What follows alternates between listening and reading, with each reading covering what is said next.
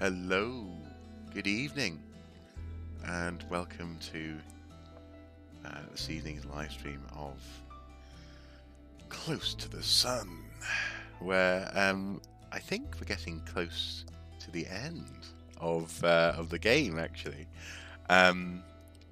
we're going into the engineering department, the engineering department, the engine rooms of the Helios. And we're going to be meeting up with Aubrey, I think, the mysterious voice over the radio. And part of me has been wondering, throughout this whole endeavour, whether or not Aubrey's going to be a bit of a double cross, or something weird's going to happen with it. Because if this game seemingly has been inspired by Bioshock so closely, you know, the infamous twist in that game, yeah, which you kindly is something that was so important to Bioshock, and I wonder if it's going to be something similar here, having got to know Aubrey. But anyway, let's see. Let us continue down the hall.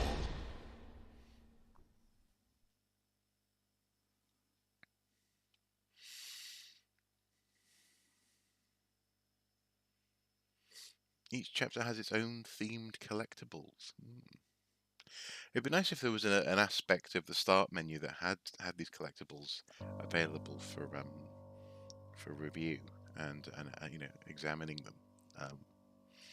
Anyway, the strife of Helios.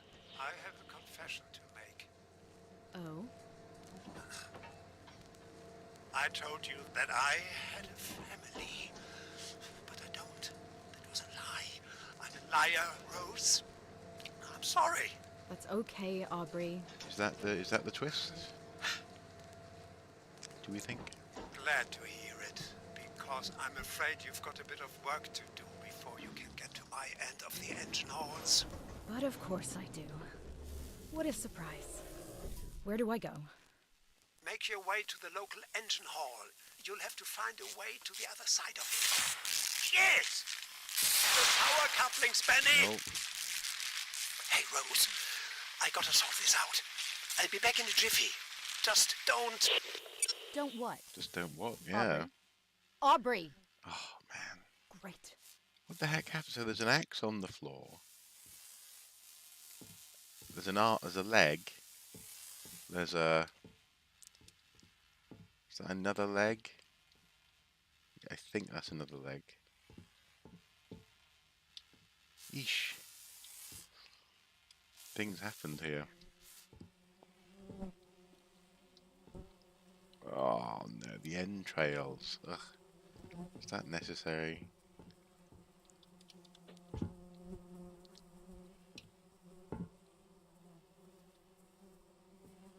Where do we go? Oh.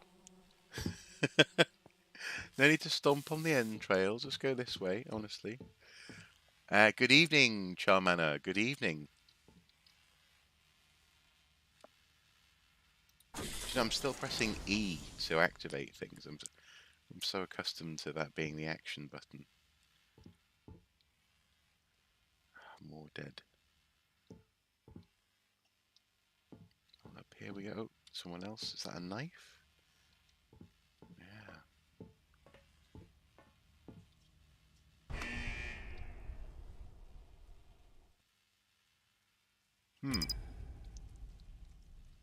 Interesting.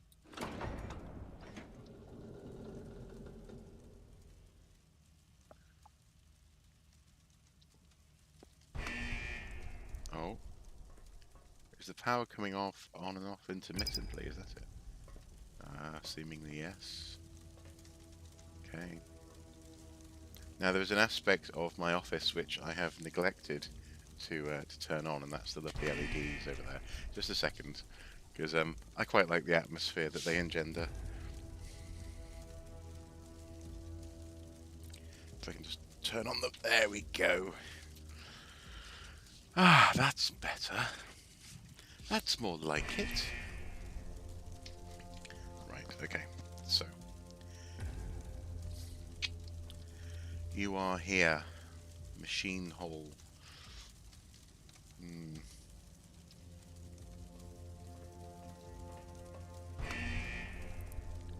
Oh, blimey. Yeah, it really should be. Instead, you have to click. It's the left mouse button, which is a little odd. Oh, we've got a ghost. Clearly, something is happening to mess with the engines.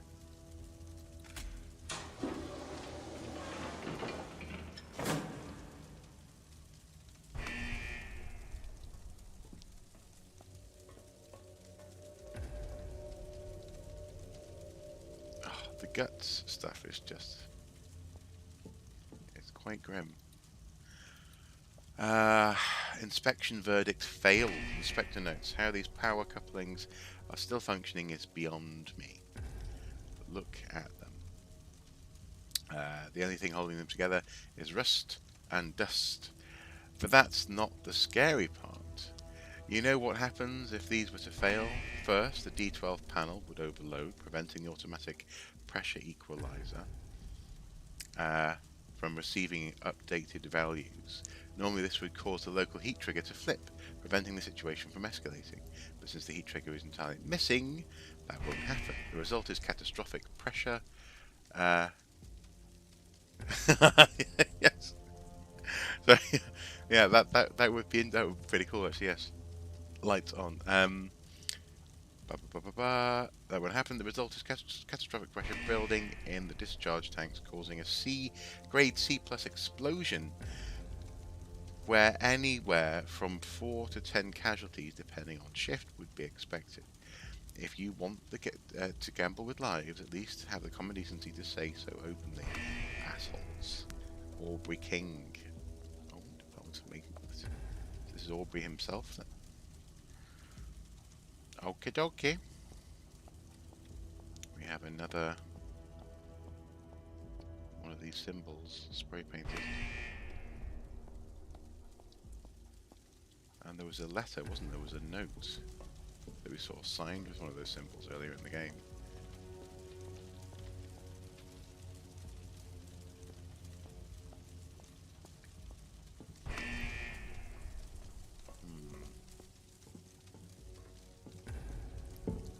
Let's head over here.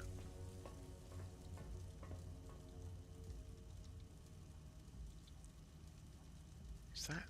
Oh, that's an oil can. I thought that was a bomb wired to the toolbox there. Thinking, blimey, this has got a bit intense. Also, sorry, I just there we go. I keep on leaning out of frame, seemingly.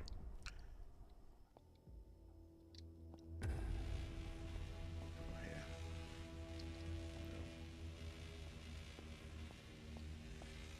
Wish I had a torch of some sort.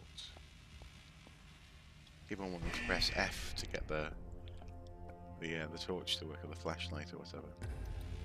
Right, up we go.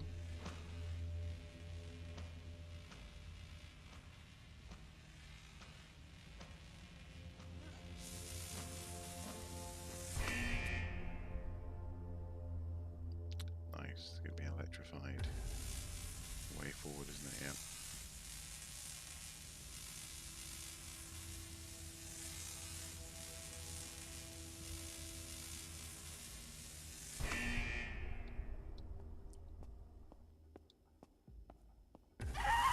Oh no! Oh! I should have ran. I should have ran.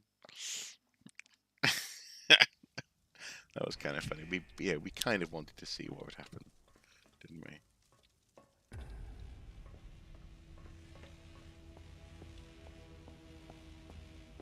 Up the ladder.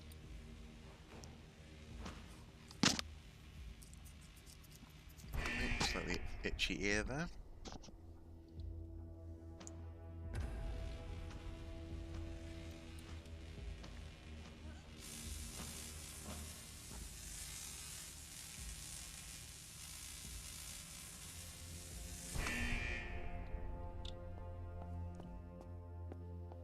There we go. Don't stand on the water pool either.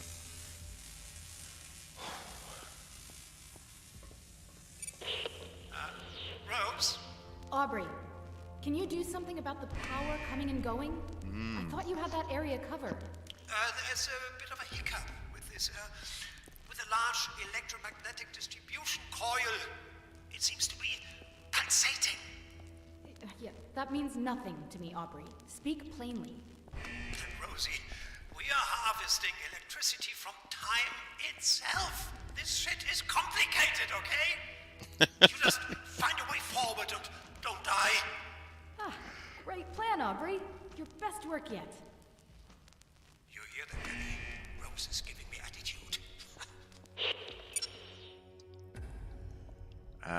It's Bioshock meets Myst meets Alien Isolation feel to it.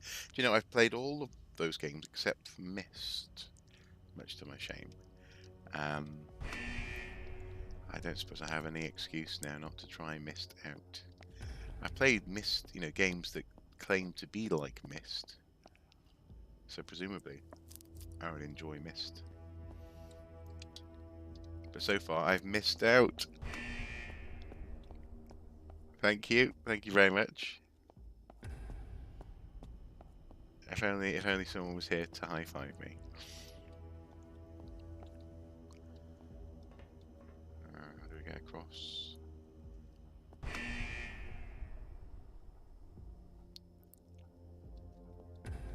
Is there?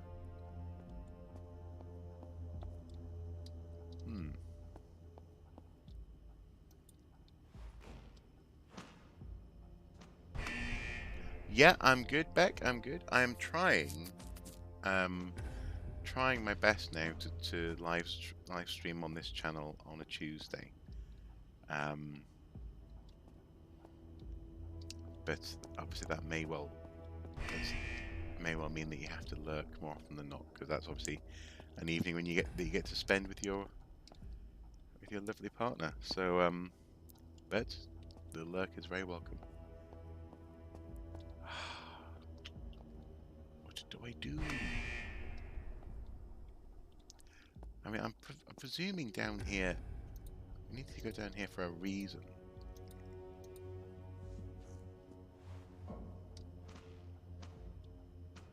Down we go. I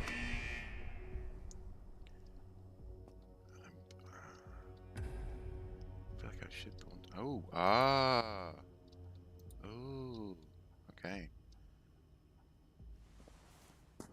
Just a shimmy.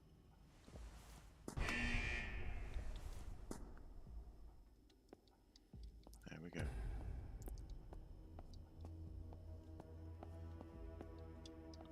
Did I just shimmy? I did. I just shimmy to get to somewhere I could have walked to anyway.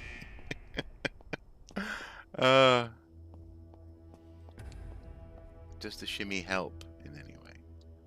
I wonder.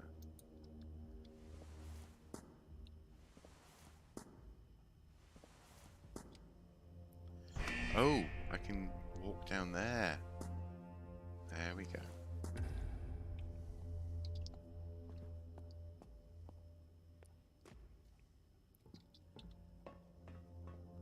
When technology goes wrong, it can really go wrong. I'm guessing that's Aubrey at the top of the ladder there, telling all these people to be safer, work better. You need to work better, honestly, folks. Did that help things? Let's go up this ladder. There we go. Oof, yeah.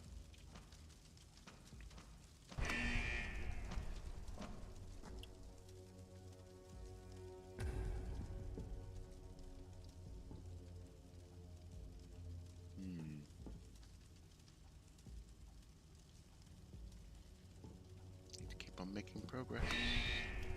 Can I jump up here? No.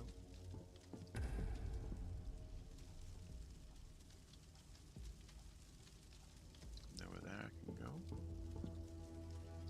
Oh, there's a thing.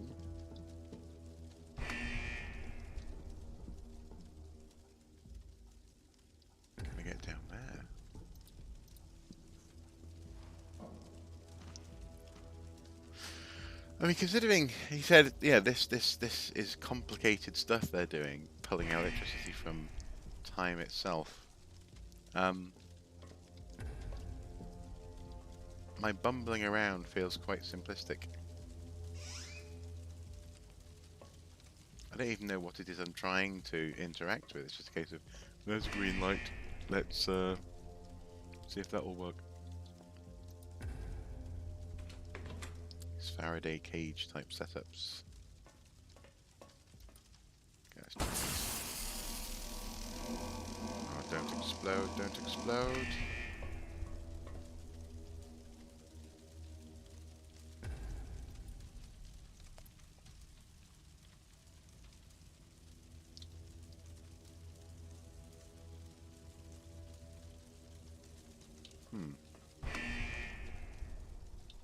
Is that...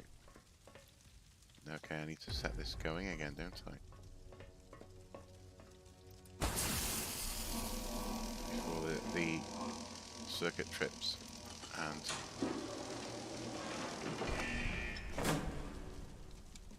Sorry guys, I've got something... a hair stuck in the in the earphones. Just a sec.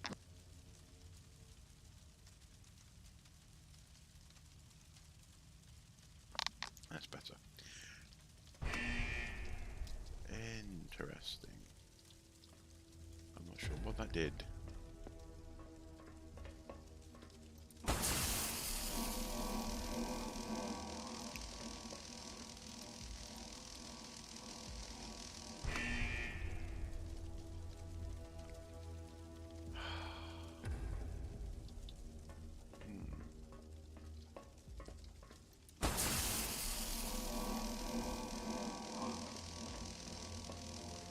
Oh!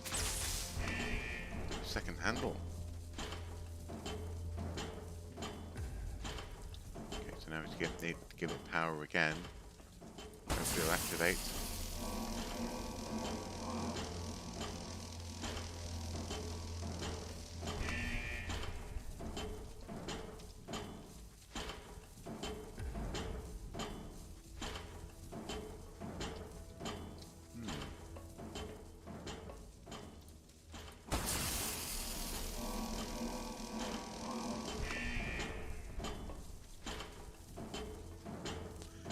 Intriguing. Good afternoon, Meryl. Good afternoon. I don't know. I don't want to walk off there. I can't jump.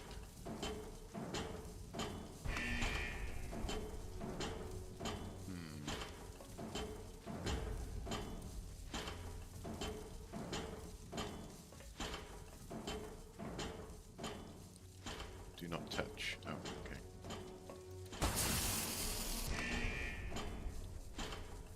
Oh.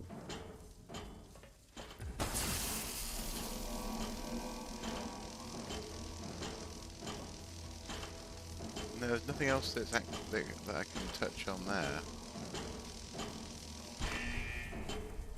How do we get this to come across? Can I get up on top and interfere with that? Let's see. Let's see.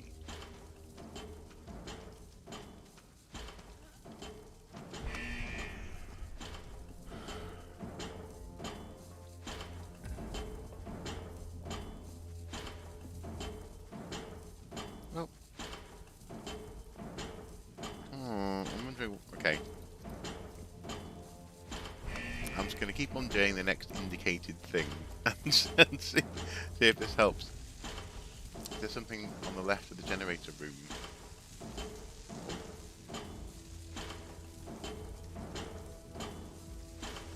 Right, so clearly this is stuck. Something I can do to unstick it. Do I even need to unstick it? Am I focusing on the wrong thing?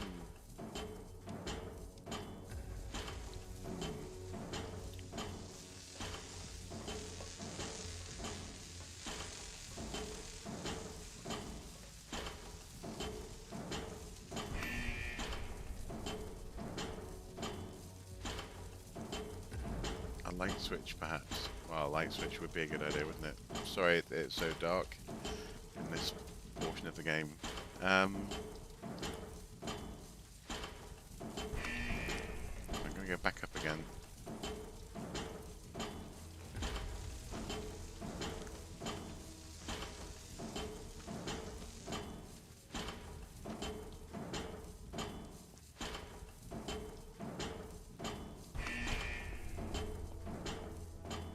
That noise is not remotely annoying.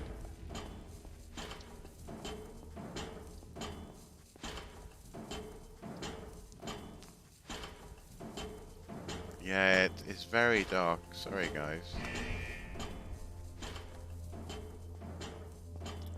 And I get the impression that turning up the brightness would only make things. It would only compromise the contrast. So I don't think you'd be able to see much better, much more.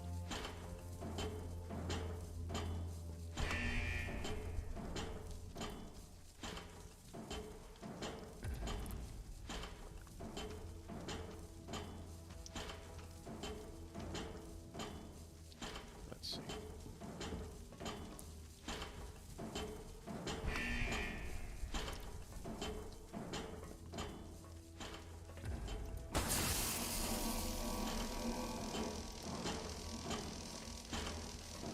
No, nothing I can do here when the power's on.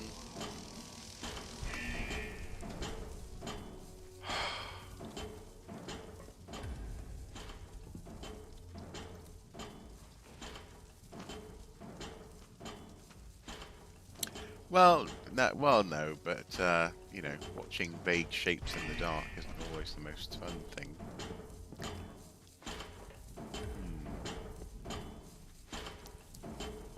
Look down here.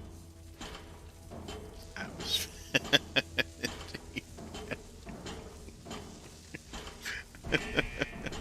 Yeah. Now from over there, oh, it's a cog glinting, but that's not something that we can interact with, unfortunately. Okay, I'm going to ignore that and see if there's something else we can do. Oh, okay. Let's just ignore it and hop over this before the power comes back on again. Whew. Rose, you are there, Rose? Yeah, I'm I still think I here, got completely Operator. sidetracked I there made by it across something the engine hall. else entirely. What now? Up ahead is hydraulics and pressure control. The distribution coil is boiling the storage tanks, so you're going to have to reduce the pressure in order to get the security doors to open. Find the pressure valves, Rose. Turning them should bring the pressure down. Okay. Find the valves to reduce pressure. Got it. Doing great, Rose. You're almost here. I'm not sure if there was anything behind Talk the to you in a door, bit. but I think we've moved. I think I was being distracted.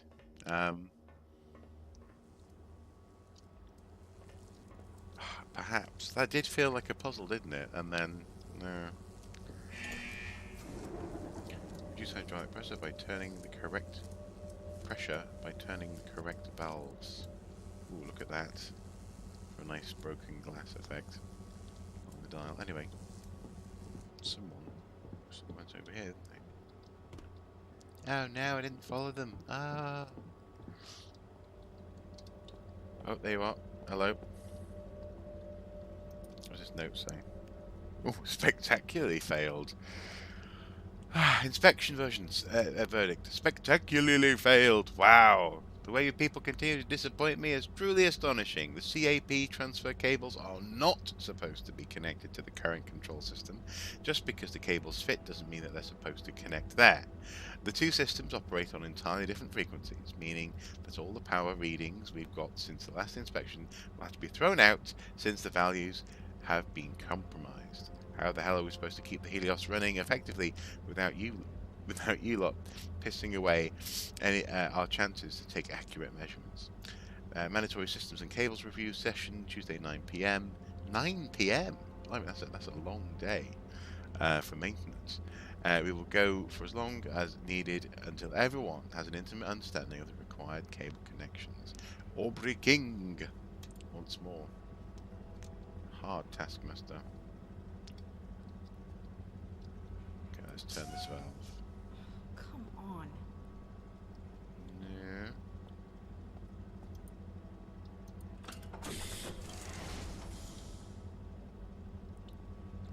Was there a valve on the first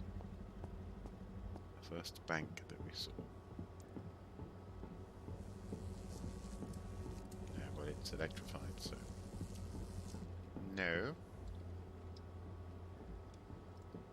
Any messages? Oh, yes. Roll with the hit and run. Rescue will come. Signed with the Triskelion symbol again. Is it Triskelion we decided? Triple loop.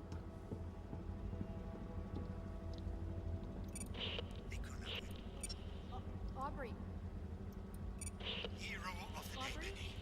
Benny. Your radio? Aubrey. I think Aubrey is. I think something's going to be going on with Aubrey, you know. How do we... No, clearly the pressure is not yet correct.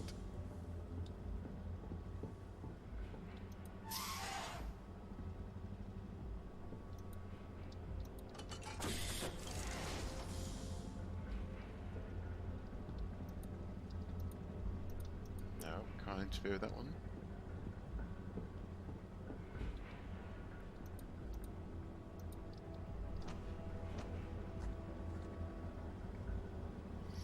That's why incompatible cabling should not use the same connectors. Amen. Amen.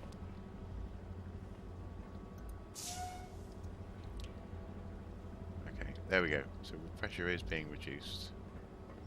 That's quite a pleasing dial, isn't it? Just need to just go around the place finding all these different pressure reduction opportunities without electrocuting myself.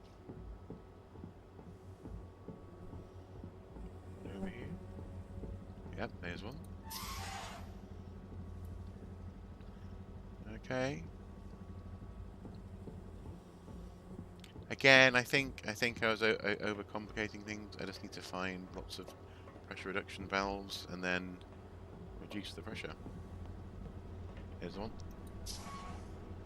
There we go. Benny earned it. Aubrey? Years of... Aubrey! Ugh. I think he's got a problem with Nikola Tesla.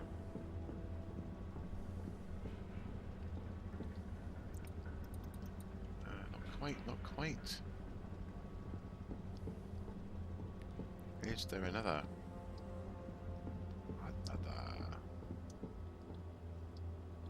No, no.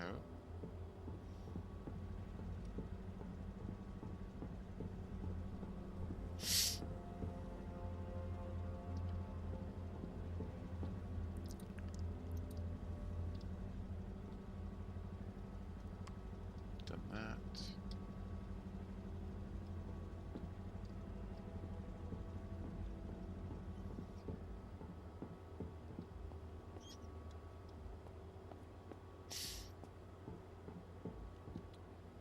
Here, nope. Well, he probably has got a problem with being sane, yeah.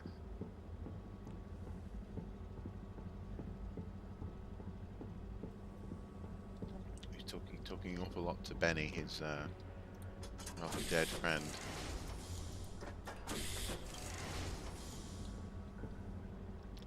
We need to get into there, darn it. Must be one final pressure valve that needs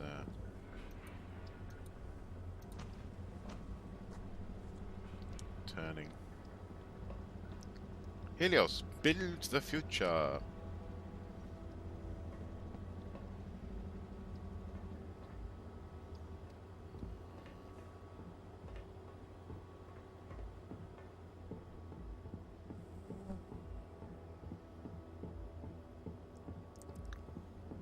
There must be one I've missed. Nope.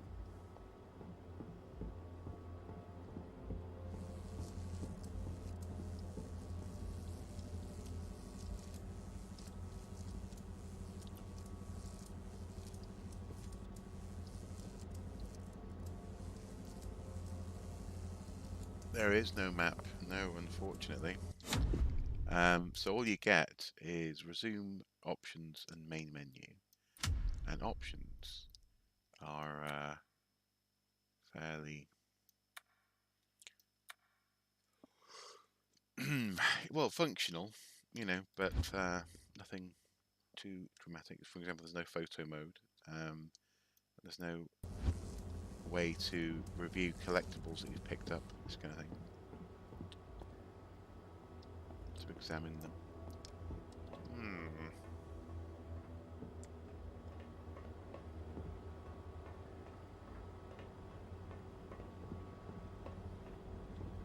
Ah, okay. Just to walk past that one. No, that's putting it back up again.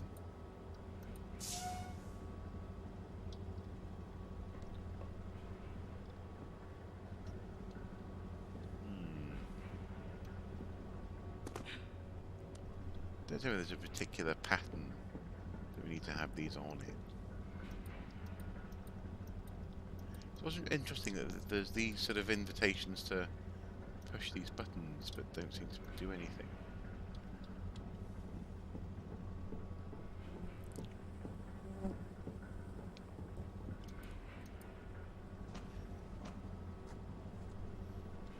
Return this. Pressure goes up again, which we don't want it to do. And that.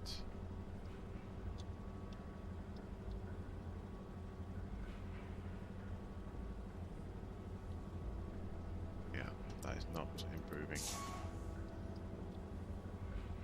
the door situation.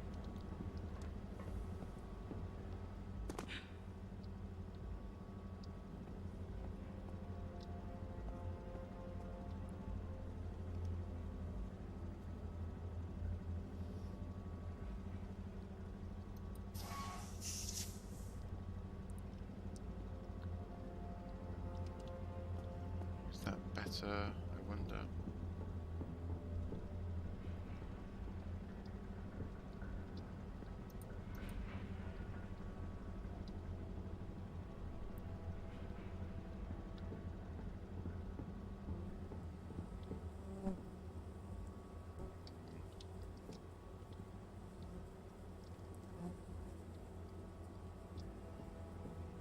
I just hate it when you can't walk around dead bodies on the floor.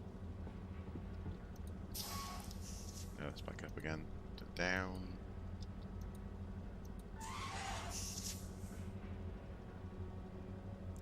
Do we need to go all the way down, perhaps? Perhaps.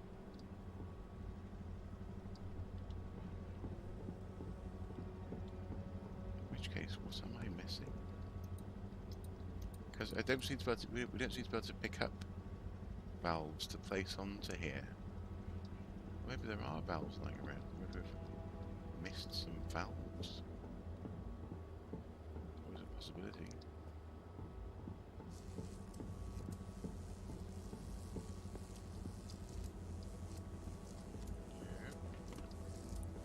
Dead body.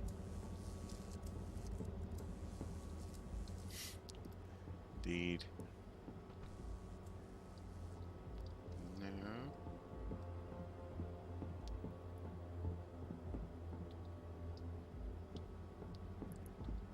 Ladder.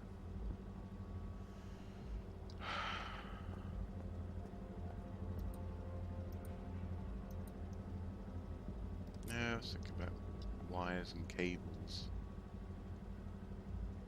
So here we have a valve that seemingly is sitting on the left-hand nubbin of that part of the machine part. The same goes for here. Whereas this guy, there is no valve. Ah! A valve wheel! Loose pressure valve wheel. Blah blah blah blah blah blah. Blah blah blah blah blah blah blah. You fool. You fool. Right, okay. Look down. Look down. Look down. To quote the musical that to be honest, I don't like very much. At least I don't like the movie anyway. I don't. Yeah. We have not seen Les Mis, so I suppose I shouldn't judge it without actually seeing it in the theatre. No valve on the floor there. So where was the other machine that had a nubbin? This guy here. Right, where's the valve? Come on. Come on, valve, valve, valve. Where are you? Where are you? I can't see you. Valve, valve, valve.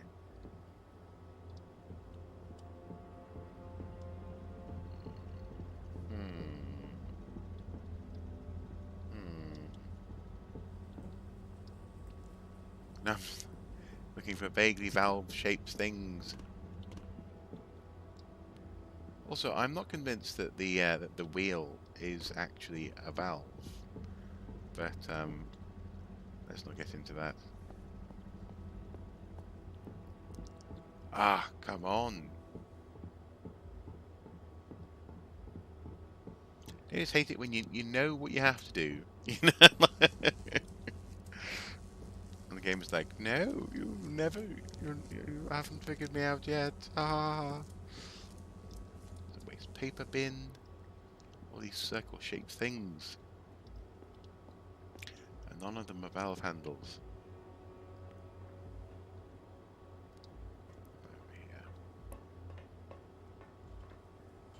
No, no. More dead people.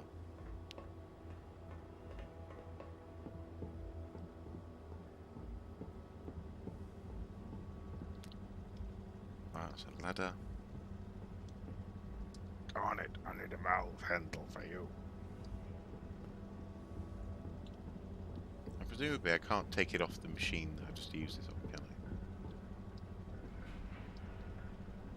I? Can I?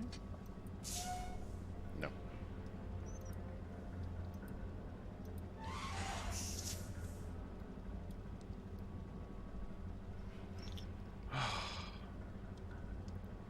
This is insufferable.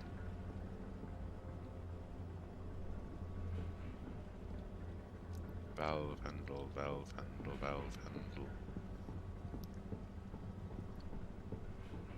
Circle Finding Simulator 2021. Welcome. Today I'm trying to find a circle in an engine room. Yes, sirree, Bob.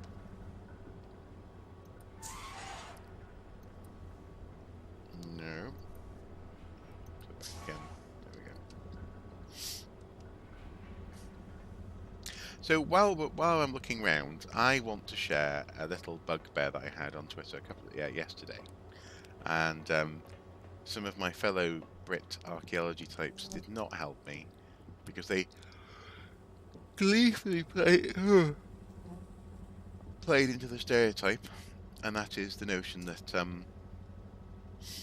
that food in Britain is just stodge and bland and boring cheese and quote warm beer, all this kind of thing.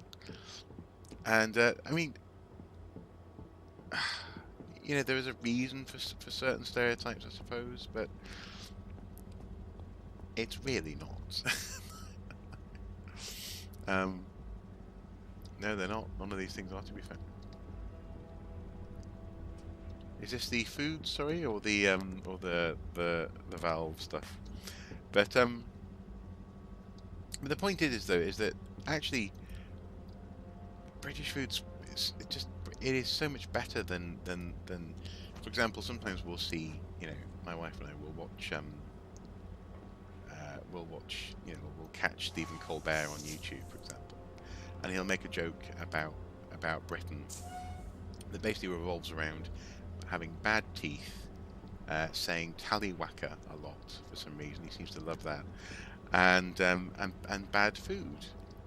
And yeah, okay, sure. I mean, certainly when I was a kid, it was an awful lot of people that I knew boiled their veg too much, ate far too much meat. Didn't particularly care about the quality of the stuff, and things like microbreweries, etc., just didn't exist, you know. But like in the past 30 years, 40 years, things have become so much better.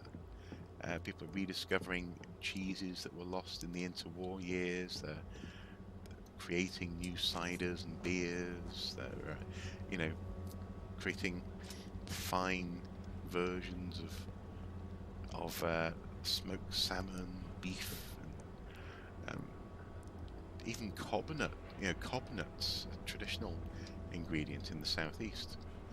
And I'm not saying that you know, the point is everywhere has good food, but it's just a shame that because people love to eat, you know. But it's a shame that Britain still has this thing hanging over it that we have just rubbish food. It's such a shame.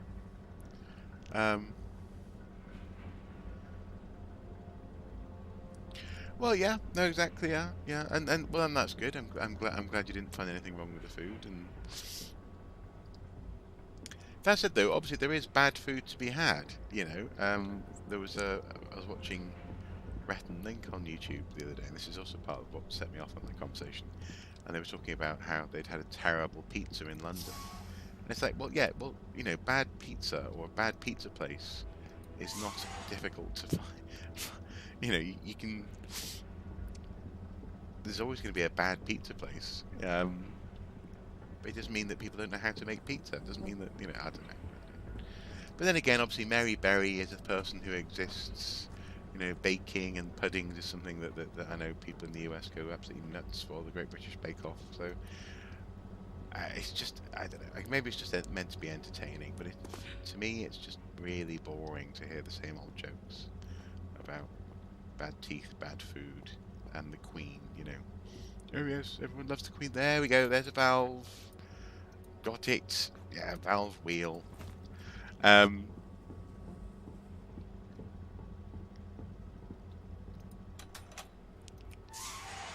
That said, though, lazy people say all sorts about the US, You don't did they, it, as well? Rose. I see green all over my sensors here. The security doors should be open. Just one more hurdle, and then we can get the hell out of this ship. All right, one more hurdle. What's up next? Well, you remember that malfunction in supersized electromagnetic distribution coil? It's... You know what? Some things just need to be seen. Come on through. Okay, look at that. That's very cool. That's anywhere though. Just depends on where you go. Yes. Oh, yeah. No, absolutely. And also some of the stuff. And I mean, actually, Rhett and Link were also doing a video with this was a couple of days ago now with Bear Grylls. And one of the things that's always rolled out is haggis. Haggis as being a horrible food.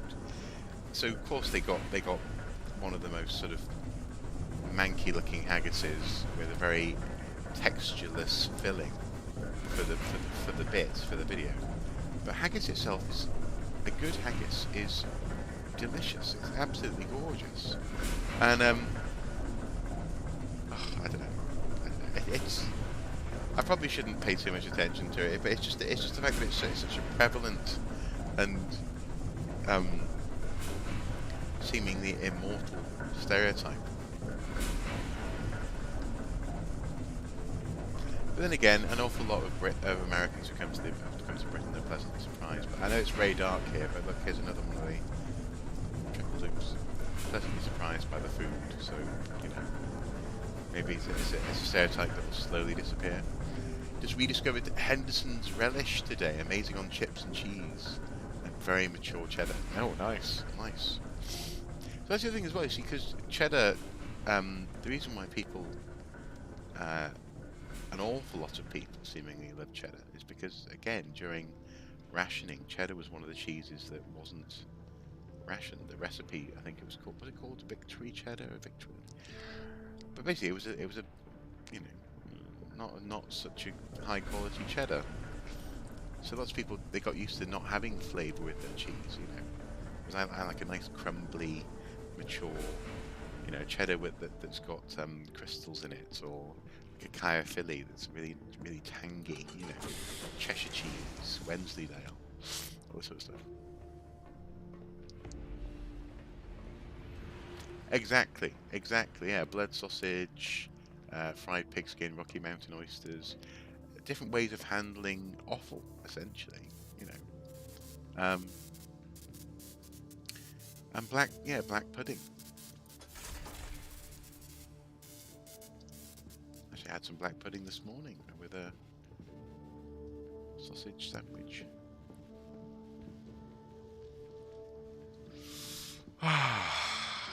Where is Aubrey? Ooh. What happened there? Supersized electromagnetic distribution coil. I'm gonna call it. Oh god, there it is.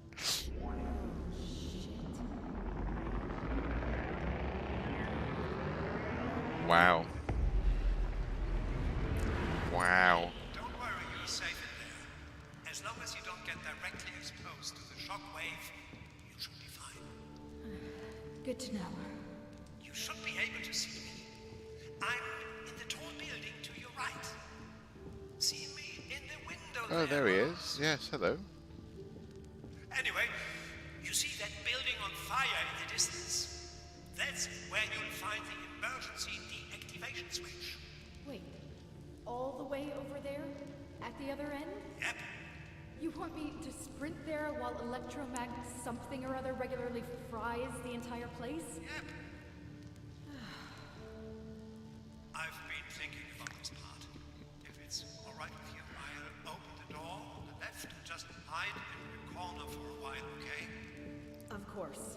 I wouldn't want you screaming in my ear anyway. Here we go.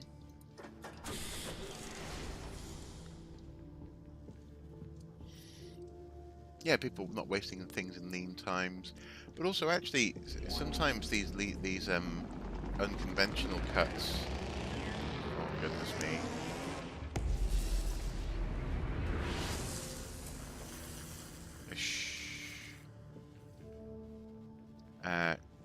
Can genuinely be delicious when cooked, you know, low and slow. I'm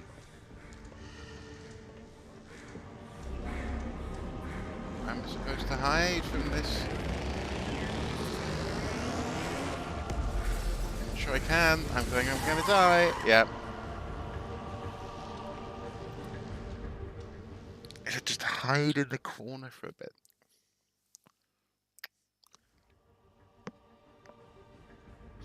Oh, blue cheese, yes. Although, it's also worthwhile saying blue cheese is not the same as mouldy cheese. My granddad was such a fan of blue cheese, he would deliberately just let cheese go mouldy and then eat that, and that was quite disgusting, actually. If the cheddar isn't strong enough to make you dribble, it isn't mature enough. I agree. I absolutely agree. Extra mature cheddar.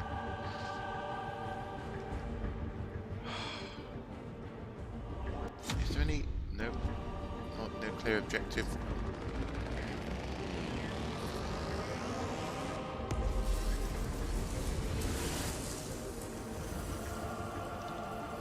Is there something that I can...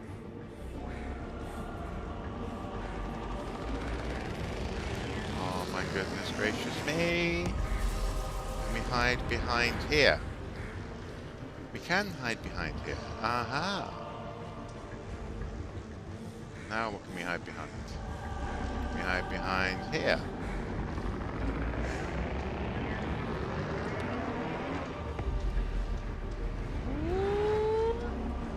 Yes, just about. Can we hide behind? Oh my goodness! Under here. Okay.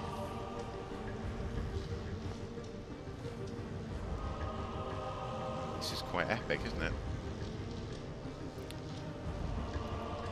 Yes, absolutely the wrong type of mold. And, yeah, I don't think he... yeah,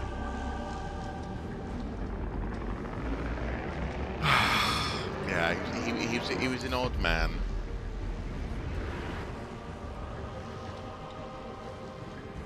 And not always odd in a ha-ha way, sometimes in a genuinely dangerous way.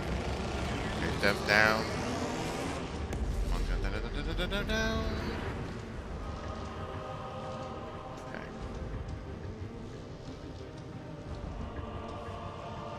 I can't see anything down over there. Let's see what gets highlighted by the blast, shall we?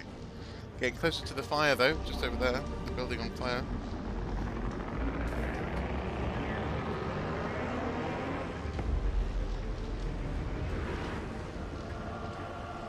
That didn't help very much. No, did I just fall to my death? Yes, I did. I just fell to my death because I can't see anything. Oh well. We made some progress though. If only I had a torch. Irony of ironies. Oh, it's... Oh no!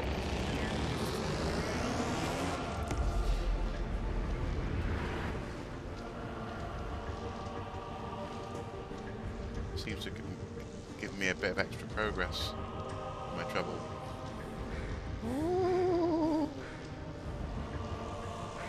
No, no, it's not helping. Can we get a... No, no.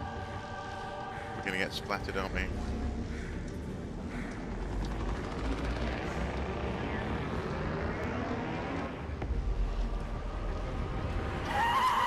Yeah. Rats. Rats. Oh. Okay. Down.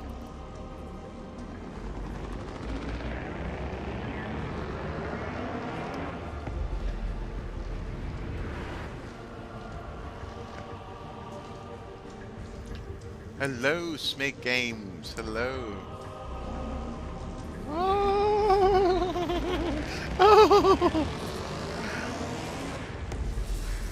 Duck.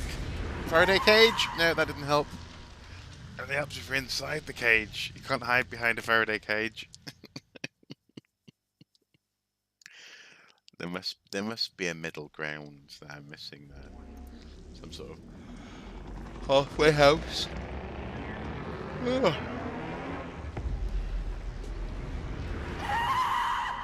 Okay, so stay on the ladder. Lesson number 1, stay on the ladder. Where is it? Don't go all the way down, because the explosion will get you.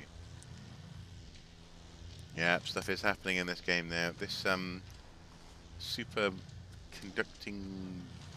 I forgot what it's called now. It's a great big electricity bubble that keeps on exploding in our faces. Oh, here it goes again. Climb the ladder, climb the ladder.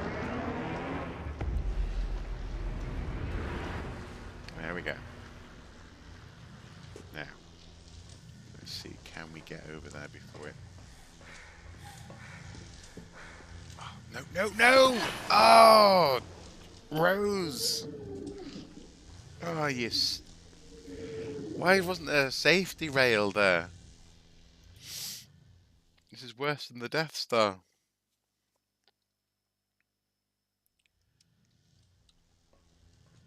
Oh, it's starting me here. Oh, it's not. This isn't going to be good. I'm so dead. I'm so dead. I'm so dead. Yeah.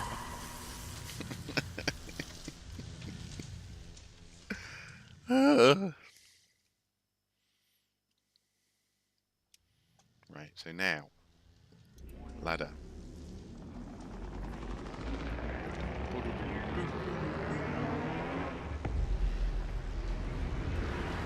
There it goes. Now, down.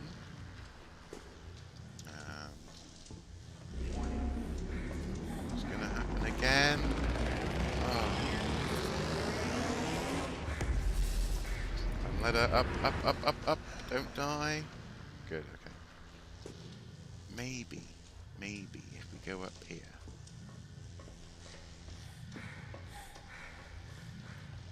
No, because you can't crouch. There's no way to crouch. It's very annoying. See, look, now there's loads of time in between blasts. Isn't that annoying?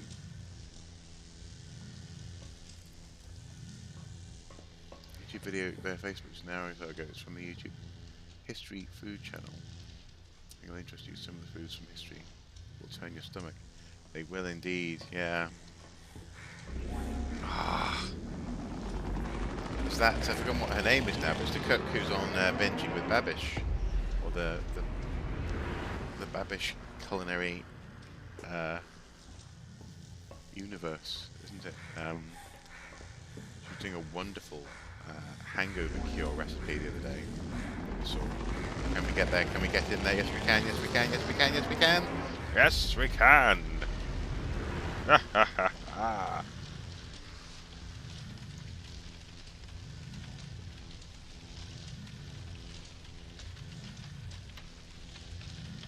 Yeah, I think I've seen Townsend as well, actually.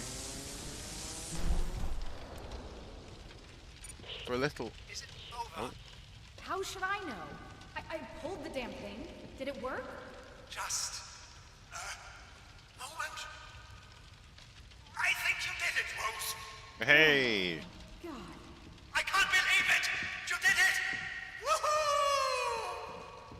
I'm going to live! Hey. So, Aubrey, how about we finally get off this godforsaken thing? Not a day too soon. Take the metal walkways on your left. They should lead you up here to the control center. I know I've said thank you already, but it will be nice to finally be able to do it in person. On my way, Aubrey. See you in a bit. That'll walk right to your left.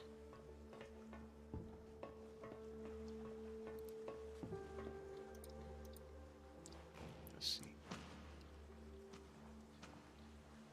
There's also where is it? The kit? No, I can't remember. What it's Canadian Community Kitchen. There's some very good YouTube channels out there doing food and looking at, often actually from like a communal sort of recipe book examination sort of history kind of way. There we go. The history of recipes. There's Aubrey that knows that the shortcut off this thing. they did a I don't fancy going back the way I came. original Coca-Cola, I think. Or trying to make old school Dr. Pepper. That was interesting.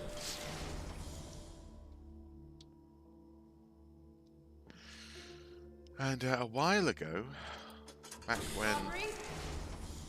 my friend Nicola had a little bit more time, we did some recipes in archaeology gastronomy, and I've been tempted to go back to that series and do some cooking myself. And yeah, with the provision Where that are you, Aubrey? they're designed Let's go! to be done in the home, the recipes we were doing anyway, as opposed to cooking them traditionally. Maintenance, it was more about the flavours, I suppose, is what I'm getting at. Maintenance report division memo. It would be funny if it wasn't so goddamn depressive. Depressive? It's not. Depressing. Since my transfer from the weather department 8 months ago, I have yet to perform a maintenance check that didn't reveal a severe system malfunction. All I hear are safety concerns. This and safety concerns that. If you lot could succeed at keeping the engine hall running for a week without some new disaster, we actually might be able to get the budget to take care of your workplace safety of paranoia. For those who care, the funeral at sea for your colleague, Michael Jensen, will be held at 2 p.m. Wednesday. That is all we kink. Okay, there we go. Yes, Mrs. Crombie is, Crocombe. Mrs. Crocombe, yes, is an absolute legend. But yes, I will watch that video though, Charmander. I shall do.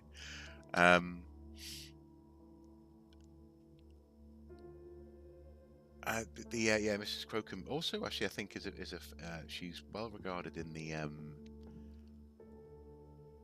historical costuming YouTube realms. Costubers, as they call themselves, seem to love her stuff.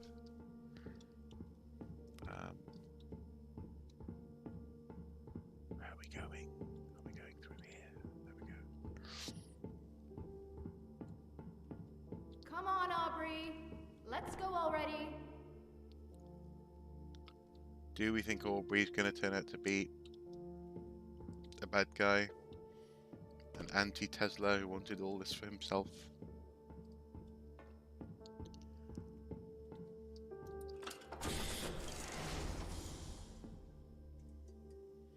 Or is that Benny?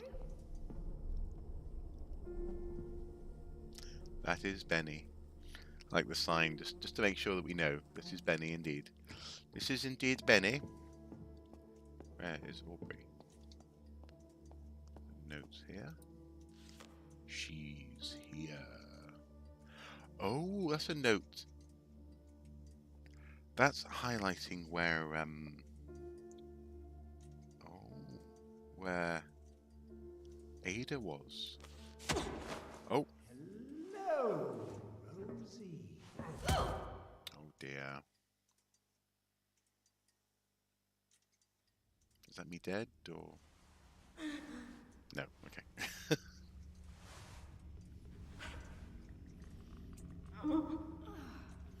I tried to tell you. I really did. I'm a liar, Rose. I'm a liar. Yeah. I've heard everything, every word, since you came aboard. Oh. From your first conversation with Ada to the last words she ever spoke. I even listened in on your conversation with Aubrey. Nicola. What? It wasn't Tesla's lockdown that was jamming your sister's broadcasts. That was another lie. It was me! Okay. Yeah. There you go. Why? Because she took everything from me! Everything! I had his attention! I had his respect! But she took it all. Oh, he was jealous of Ada. But now the time has come to take back. Starting with these. If you do this, I will kill you. Is that a promise, Rosie? Scout's honor. Cute. You forget that just like I led the exotic energy to the surgery room of your sister, so too am I leading exotic energy to you. Right here. You better hurry. Those things will be here any minute. Benny here will keep you company. I instead use these to say they claim what was mine. One leaf in, one more out. Scumbag, Aubrey.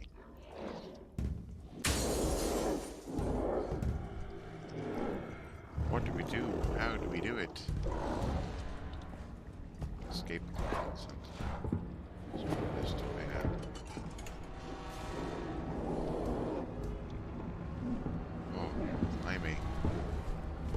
Rose. Not doing well. The exotic particles are... Oh no, this is going round in circles. There we go.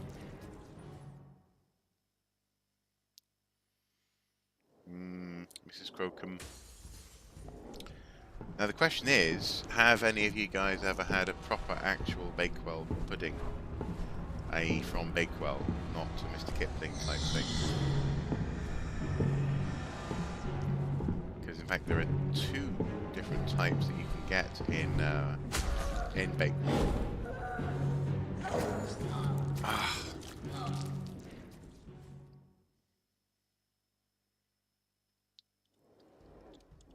Because I can't really run because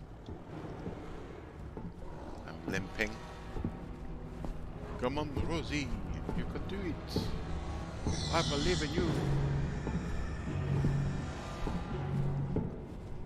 Oh, I was going around the blue mist like I had to. I don't actually have to. I can just walk through it. Come on, come on, come on, come on. Ah, oh, you can't afford to get caught on anything. Otherwise you get sort of headbanged to death by the glowy torch guys. Come on.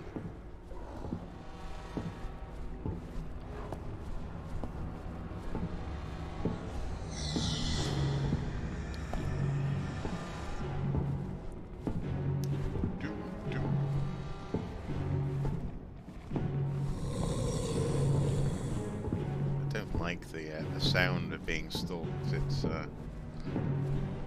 suitably unpleasant. Oh!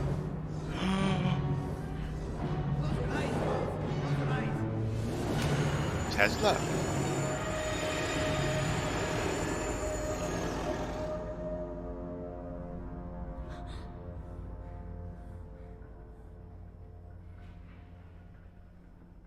It's going to be okay. They're gone. It's going to be okay. Do we know that, Nicola? Do we know that it's going to be okay? No, sir, you haven't. Well, they're interesting, and they're not the sort of the. Oh, you have, but you went to where the different types.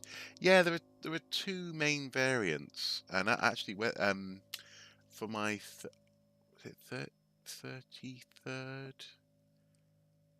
I might even have been my 30th birthday. I was in Bakewell because we were travelling on the way home from Wales, and we stopped off at Bakewell. Mrs. Soup was like, we need to go there now," kind of thing. And someone very kindly gave me the last copy of the History of the Bakewell Tart book that they had in their hotel where the Bakewell was apparently originally invented. Then the recipe was handed around to a couple of different people. At one point, it was traded in order to keep a business running. So now two people had very similar recipes, but also different. So there's like a denser, sort of more like almost like a cake, and then there's one that's much more like a flaky, almost like a custard tart, actually. Uh, but they both Ada sort of have once warned almonds me and about jam the and stubbornness of her sister. this kind of thing. As always, I should have listened. I did not foresee you being able to journey halfway across the Helios, Good even evening. despite my own efforts to prevent it. And because of that failure, my failure, Ada is lost to us. Aubrey opened doors that has allowed the contamination to spread. He is currently on his way to the tower, where he will attempt to use your sister's research to close the rift. But I fear that he will be unable to grasp the immensity of Ada's work, and thus make a bad situation much worse. I am therefore on my way to do what I can to fix this, and in the process, reclaim Ada's research. I would tell you to stay where you are, in relative safety and rest, but I'm fairly sure that won't happen. Damn right. We may be too late to save Ada's life, but we are not too late to save her legacy. I will be in touch.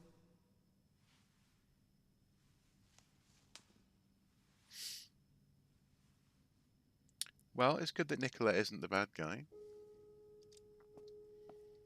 But again, that felt like a very Bioshocky twist, didn't it? The upending of your expectations. Determine where you are and find a way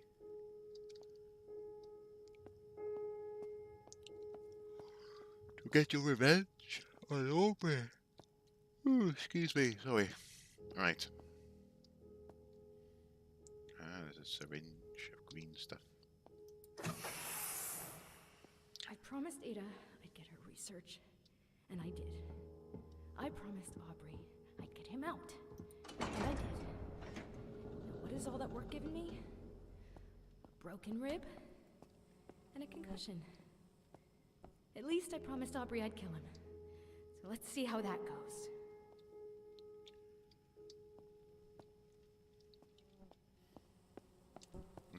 to do it. If you ever find yourself in Belgrade, there's apparently an excellent Tesla museum. I've been to Belgrade twice. The first time the museum was closed before I found it. Ah. Second time it was closed for maintenance. Ah. Gutted.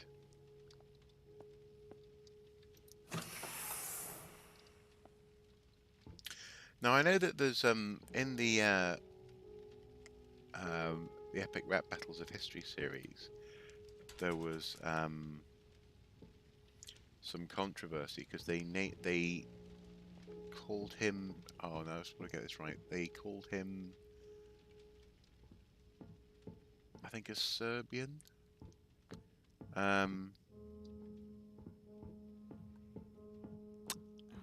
And lots of people in the comments were very upset about this notion. That's the surgery room. But I think it all has to do with maps and what the man said about himself and how things have changed over time, isn't it? She's gone. Together they hold the keys to everything. You can fix this. Promise me, Rose. Promise me. Not like this. That's me in the past. Promise me, Rose. That's where she went splat. Oh no, we're in the surgery room. Oh.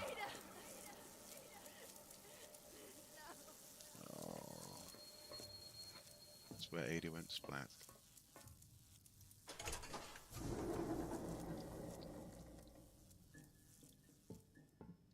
It's interesting as well that clearly, so the exotic particles passed through this space. The monsters attacked Ada in the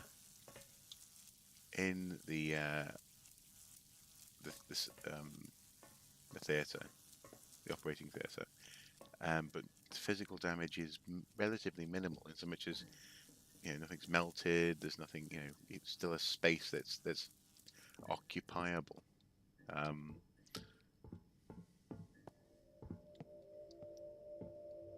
Wait. Is that me? That's me. Oh.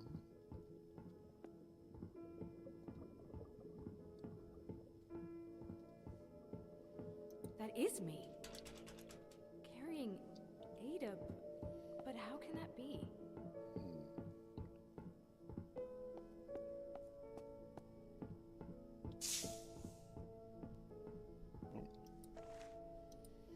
Past, present, and future, all part of the same fabric. It just needs us to restitch it. How can I have been here in the past? Oh, over there.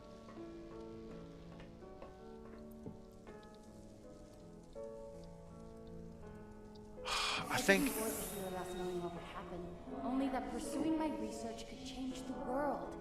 And we did! Just not in the way I'd imagined. Not yet, anyway.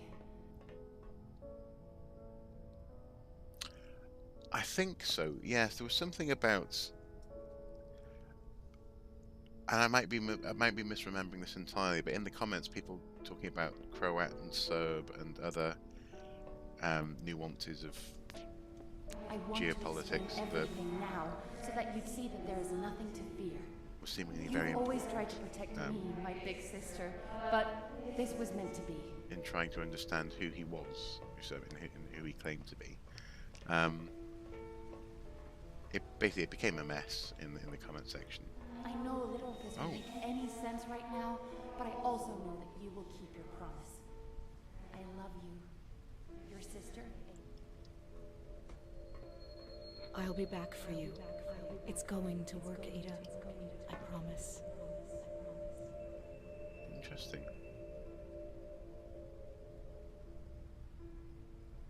You're right, Ada. None of this makes any sense right now. What were those flashes? Past? Present? Or future? And when did I carry you here? There's just so many questions. When did, when will? I will keep my promise. I will get your research back. Hopefully, they hold the answers. Rose, how are your wounds? I'm afraid I'm not much of a doctor, but I did what I could to mend... I'm fine. If this is some weak attempt at keeping me from reclaiming Ada's research, then think again. On the contrary, I'm counting on your assistance. In fact, so is Ada. What do you mean Ada is counting on me? Ada is gone. Ada is dead, but she isn't gone. Her research into multiple time dimensions and exposure to the rift has changed things. Irreversibly so. She has triggered an event cascade that even I am trying to fully comprehend. But her research holds the keys to everything. So she said. Just help me get those notebooks back. That I shall. We will coordinate on how to best deal with Aubrey once you reach the tower. Tesla out. Just quickly checking the comments, actually. Maybe it's calmed down a little bit.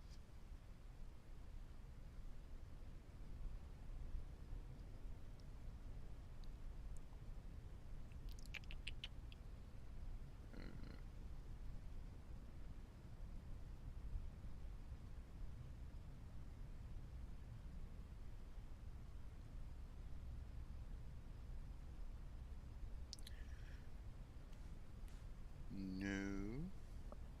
Sorry, I've completely sidetracked the stream here to look at an argument that's what?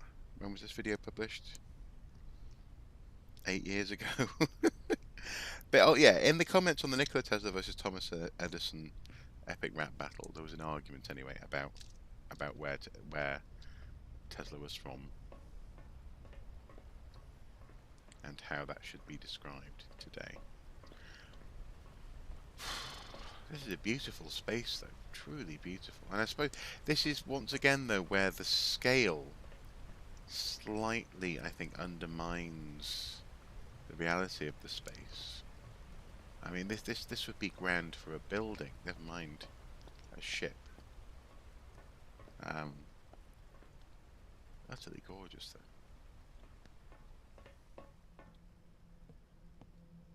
This would be the biology section.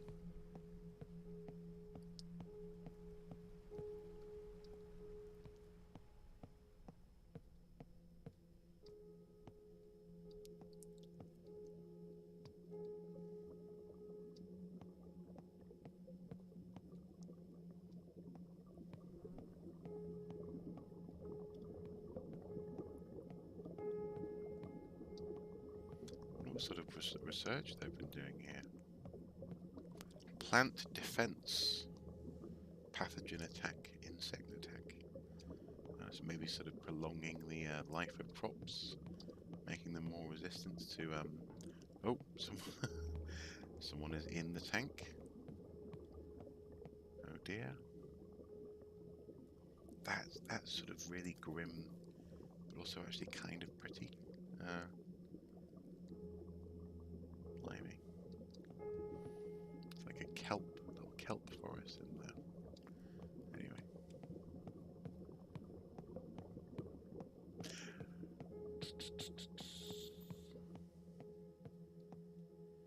But anyway, the point being, I've always been fascinated by the character of Tesla, and the reminder that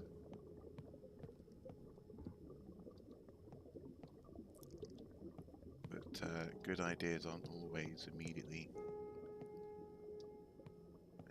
picked up on and apparent. But then again, that's the history of science, isn't it?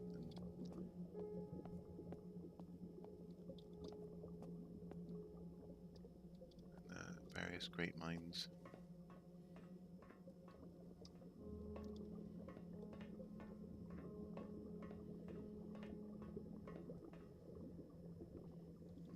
What were they trying to do here? That's a good question. Harvesting electricity from plants? So it seems.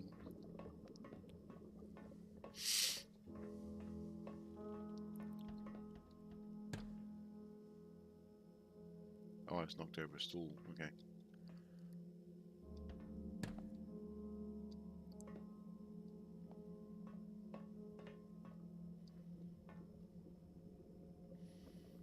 Run through the labs and reach the rail station. Okay.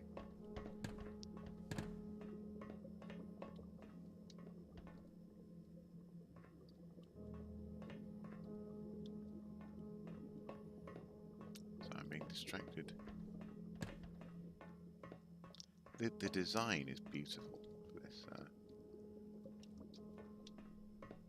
Each section of the place. As much as I was complaining a little bit about the scale of that room back there, it's undeniably gorgeous.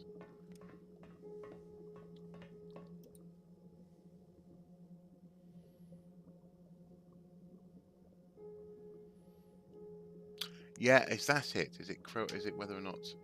Maybe I think in the video they described him as Serbian.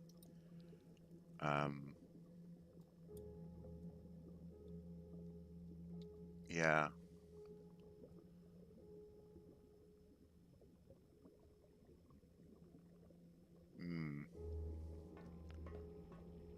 I just remember the word Serbian being thrown around a lot in the comments. But then yes, Croatia.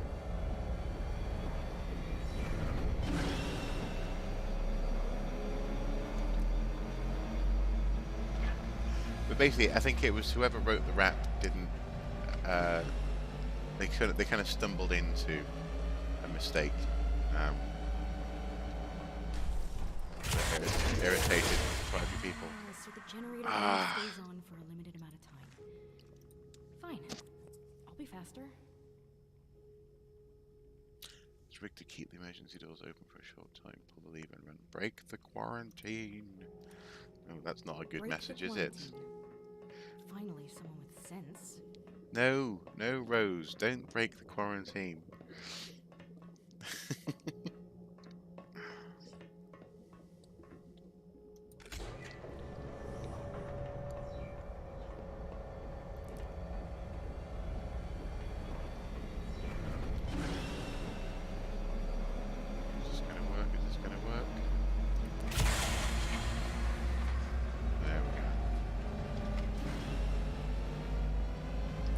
It's interesting that the representation of Tesla in this game.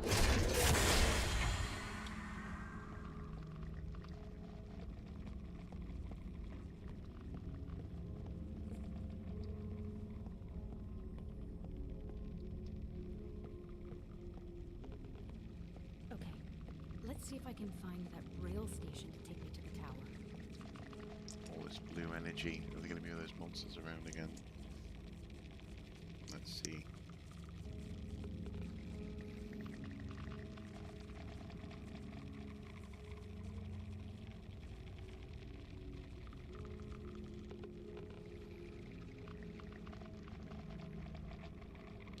So I'm just checking something else now.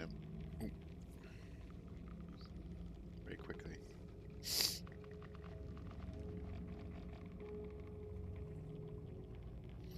Yeah, that's right. Yeah.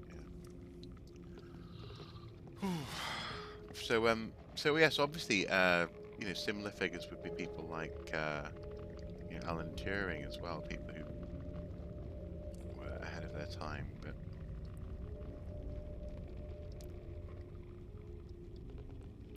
people with power didn't necessarily appreciate them for who they were in their entirety. I mean, the additional ideas that Turing could have had he not been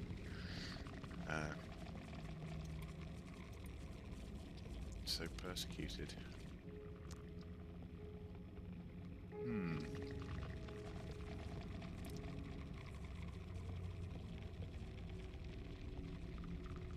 Don't override. Do not override.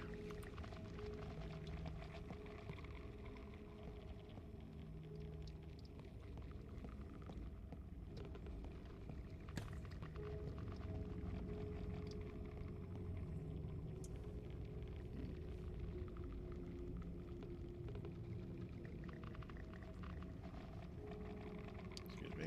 Sorry.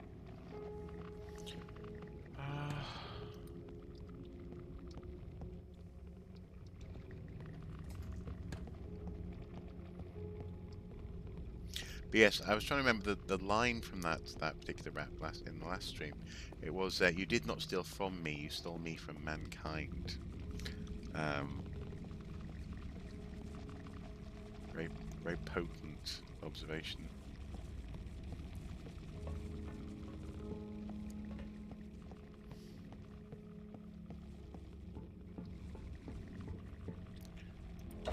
that. We go downstairs. Oh no. Oh no.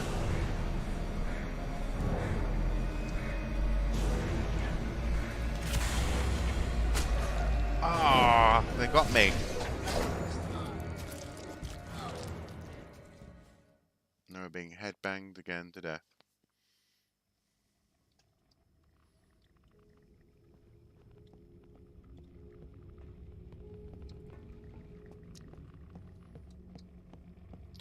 How is this game going to end? I mean, how are we going to sort of restore anything along the lines of a recognised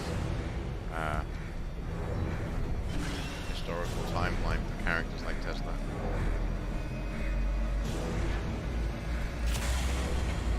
Oh! How am I meant to open the door and get past it?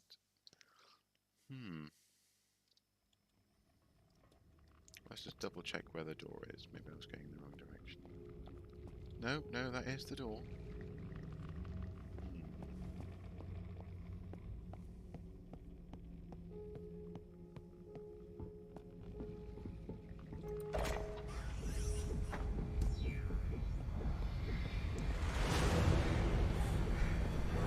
Come on, Rose. Come on, you can do it. You can do it when you be and you it.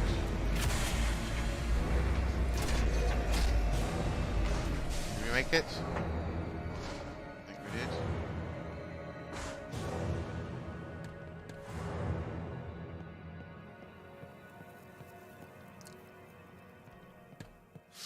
That was tense.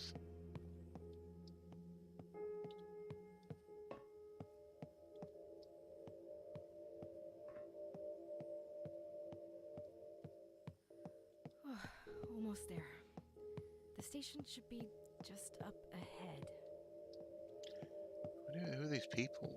Maybe these people who ran away from the energy in the past to get onto the train. Take a rail car to Tesla Tower.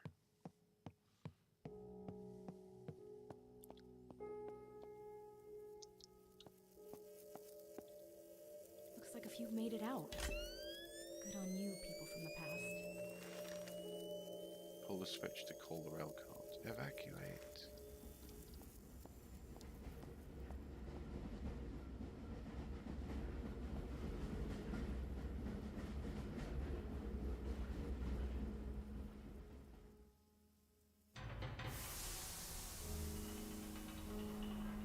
Wonderful. Just a wonderful transportation system.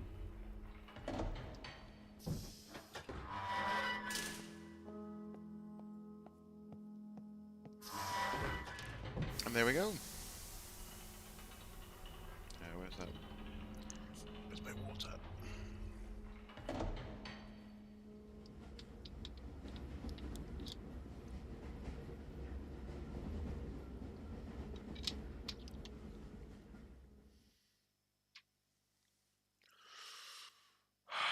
Richest man alive. His company, Wardenclyffe. Oh, it's his company. Okay, right. Provides wireless electricity from stations all over the globe. Helios ITS, international tube system, allows for transport across the ship. The path of Ares. Okay. Coordinate with Tesla on how to stop Aubrey.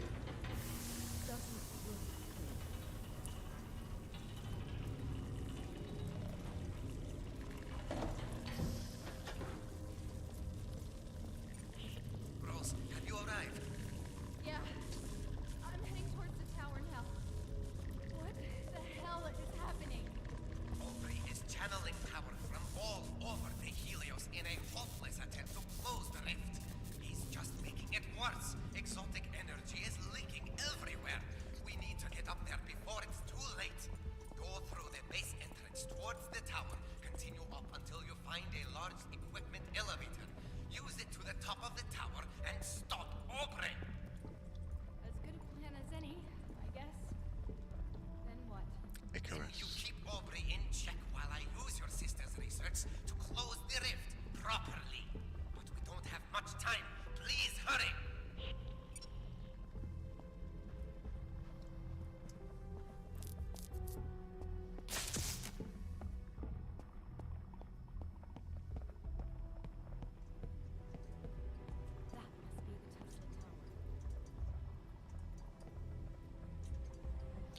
So we're on top of the ship now? The rail set. Look at that. Oh, it's such gorgeous design. And this is something that I came across, that I started to sort of form some thoughts on when I was playing Bioshock recently. And it's the way that these form factors and designs seemingly they mirror familiar spaces. So, for example, plazas, rail station entrances. This kind of thing. And that's obviously to make people feel comfortable and at home. For example, in this case, on an exotic space like on board a ship, or in the case of Rapture, being at on the sea floor. But it's also interesting, isn't it? Therefore, and I think this was a thought that I had and didn't fully express when I was doing that playing Bioshock, or sort of make a note of, is the relationship between the goals of the place. So the goal of the place, both places, so the ship in this case and Rapture in Bioshock, is to make new, fresh, unbounded discoveries. To take humanity into places where society, or economic systems like communism or capitalism, etc., won't allow them to go. But they're starting off by trying to replicate familiar spaces and places to make people comfortable. And that seemingly it must create tension, because at what point do you depart? Do you actually make a break with the familiar on the journey to making new things and creating new things? And it's an example that I often return to, but there is a reason that so electronic violins, for example, don't have to look anything like a violin in order to function, but the ones that sell best are the ones that look like a violin. People like familiar. Copy error is a factor in how things change over time. We see this in pottery, we see this in houses, in the Iron Age, for example. The addition of new features, the orientation of spaces, this kind of thing, can subtly change without there being a particular reason. Very busy. Aubrey! Sounds like you need some help with the equations up there. Rose, you're still alive? Hey, you're proving to be much harder to kill than your sister. You're still not even a tenth of the scientist Ada was.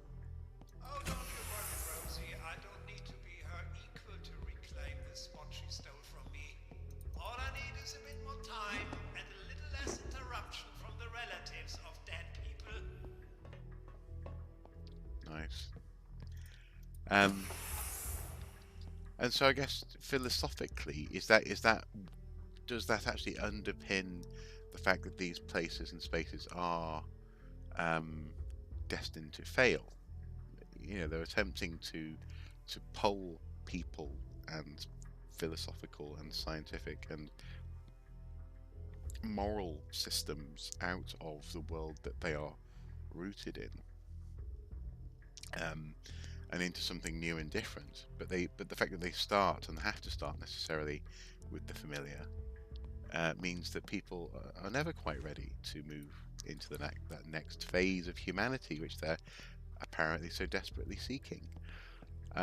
It's an interesting question, I suppose, and I'm glad actually that I've managed to get it out in this stream, because it's one that I keep on remembering. I go, oh yes, I must remember to discuss that at some point.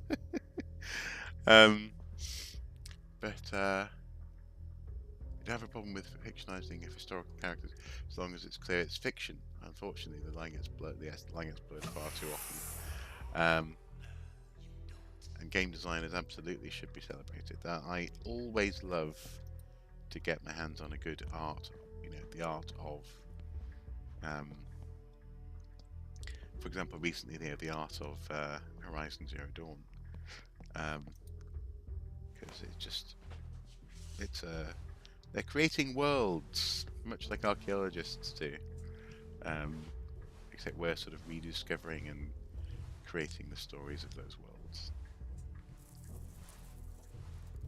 It's always impressive. And as much as sometimes, so in these streams and in past conversations, I might express frustration with computer games. So Archaeology X being an example, probably the main example of a bad archaeology game. I have the utmost respect for people who make them and who try to make these things. When I criticize, more often than not, the harsher the criticism, it's primarily because I can see the potential that's squandered. I definitely don't think that I could just do better, when it comes to making and designing and making something therefore which is also usable, not just like a buggy mess. I have the utmost time and respect for game design and the technicians who implement it. I said stop! Oh.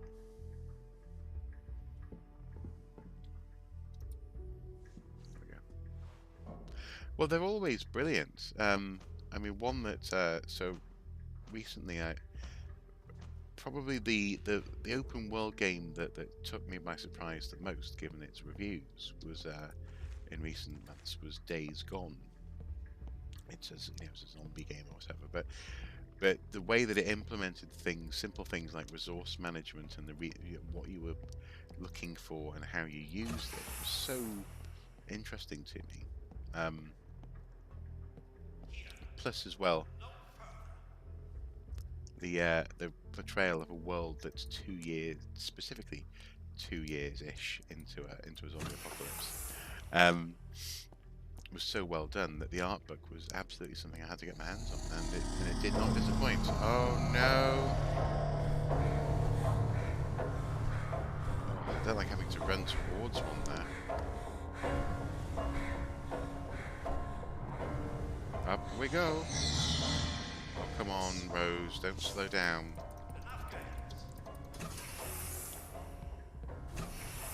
There we go. I admire your determination, I really do. But right now, I need to concentrate on saving the day. Aubrey, he knows what you've done. Tesla knows. Nice try. I'm closing the rift and saving the Helios. Nicola will only know what I tell him. You can't lie yourself out of this one. He's on the way, Aubrey. He knows. Please, is this all you've got left, Rosie? Pathetic. I'll get rid of you the same way I got rid of Benny if I have to. You can take your empty threats and... Oh, sir. So glad you are here. I think there must be something wrong with... Nicola? Sir? Rose, if you would be so kind as to take the elevator. If you'd be so kind. I will require your assistance shortly. Okay. Yeah, so I'll just very briefly explain. In Days Gone, one of the things that impressed me about the game was the fact that well, to put it another way, sorry, in lots of open world games, often you're asked to collect all sorts of stuff, and then there's lots of different options for combining this stuff, and you end up not really using most of the options. So, for example, I mean, an example would be Assassin's Creed Brotherhood. I did not use most of the options that Ezio has in terms of little bombs that he can craft, because it was just overwhelming, and I ended up finding a couple of favourites and sticking with them, and I think as probably a lot of people do. And it wasn't it wasn't literally intellectually overwhelming. It's just one of those things where you got other things to think about, or you're exploring the world, etc, etc. So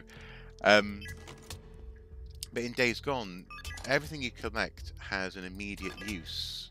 It feels as though you are, in that sense, surviving. You're maintaining your bike as you ride around. You are getting resources that can help people at the different camps that you interact with. And despite criticisms, unfortunately, at the time, that the world was bland, it certainly isn't. But also there were criticisms that there was no characterization, and yet it's one of the more characterized games I've played in this generation. So it's worth a play, worth a try. And but as I say, hence I got the art book. But yeah, the design of these places, and they absolutely should be celebrated. Masters of the modern age, indeed. One aspect where it's hard to get away from the familiar is when designing aliens. We're always seeing insectoid aliens or reptilian aliens, but what about truly alien aliens? Yeah, yeah. Well, that's where the xenomorph was so unnerving, isn't it? That's where the work of H.R. Geiger, whose art, actually, a couple of his art books I've also got in my art book collection. Aubrey, So important. we have unfinished business. In Alien, I believe they got two different designers. Tesla's personal note, fix the paradox. They got two different designers. One to design the human spaceship, and the other one to design the downed alien craft. What do I do?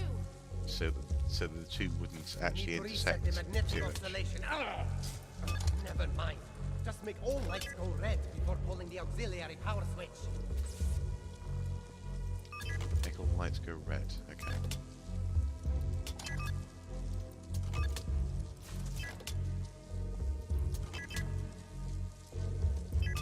All lights red. Brilliant. Where is that power switch? Here, I guess. Rose, I need you down here now. Stairs on the right side. Go! I guess one of the issues is that, and this is something that I do sometimes find myself thinking about, is the way that all fiction is based in our experiences as well. So Star Trek is always going to struggle to, if not imagine, then... Oh no! Ow! Not him.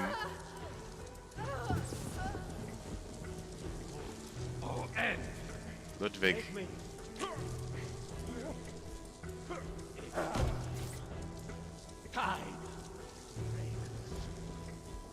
Small talk bores me.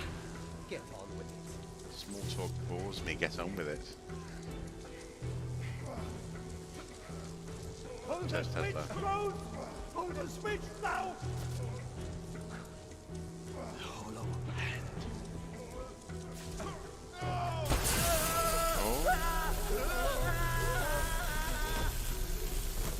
You have to go. You have to go now.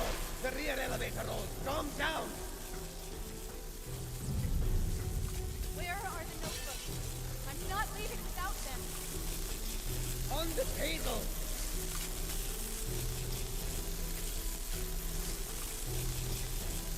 On which table? This table?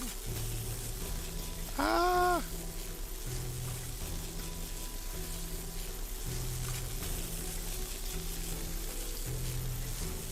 Come on, where are they?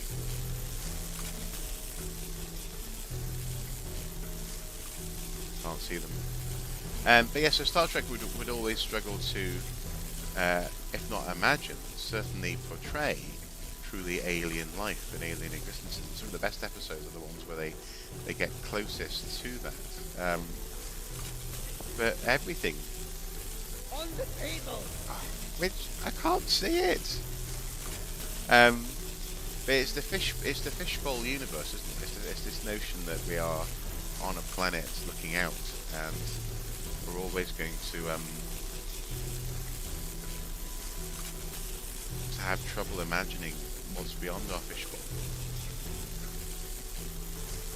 No matter how outlandish we try to be in our imaginings. Come on, Rose. Yes, okay, you've got the books. Go, Rose. You've got to go. Move, man. Move. I'll be fine. You go. There we go. Recently been revisiting the Fallout franchise. It's funny you should say that, actually. We this afternoon, my bubble friend, or our bubble friend, popped over because she's a teacher, so she's got this half-term and I was taking a day off today, well, day off-ish, following some intense editing over the weekend.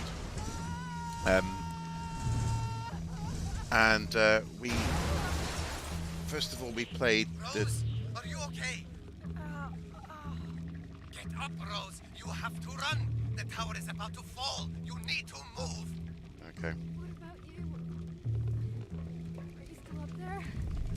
Don't worry about me. Just go, Rose. Go. monsters. Just keep running forward.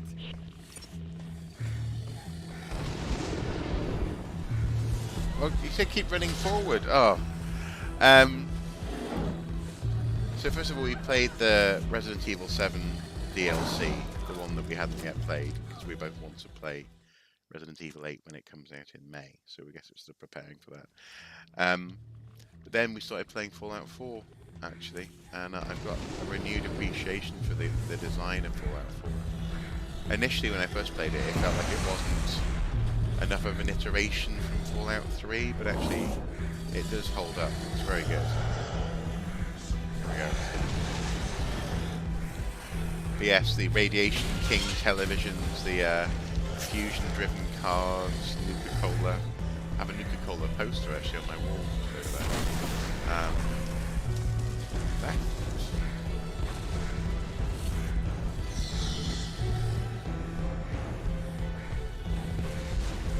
Heading to this way.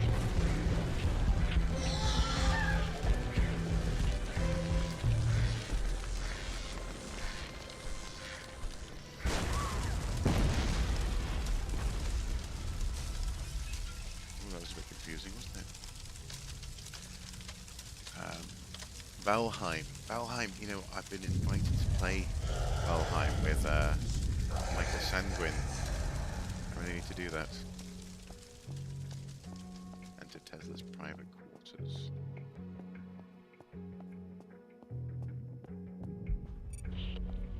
Miss Archer, did you make it? What? How are you still alive? The tower fell. Too many variables. The research you carry, it can change everything. You're at the entrance to my private quarters. There's an emergency escape pod waiting ahead. Spin the globe to access the hidden elevator. It will take you down to my evacuation zone. Go!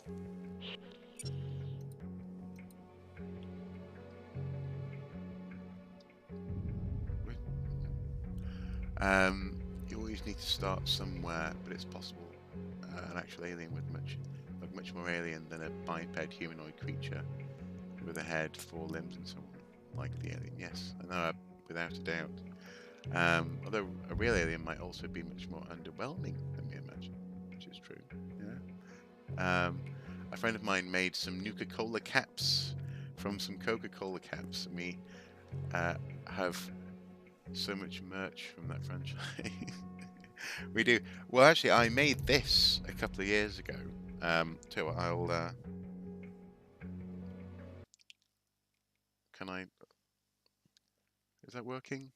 Yeah, it should be working. There we go. I made this from. This is obviously BioShock, but it's the one of the dolls for from BioShock 2.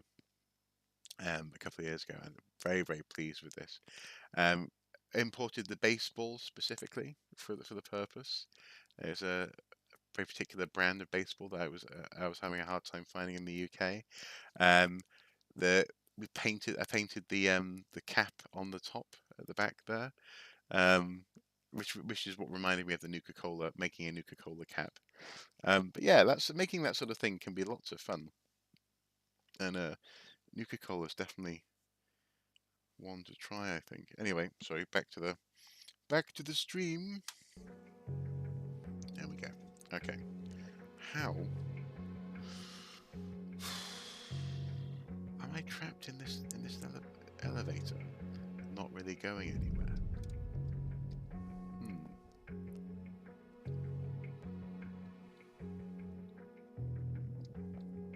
Do I jump out?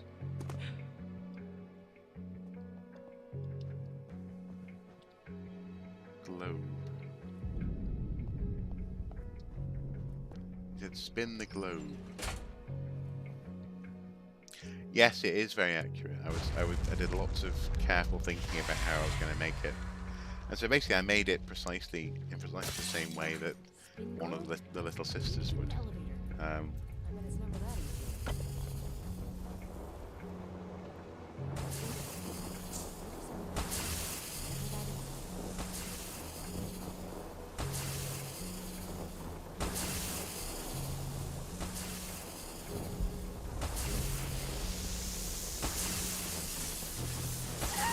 oh, electrocuted.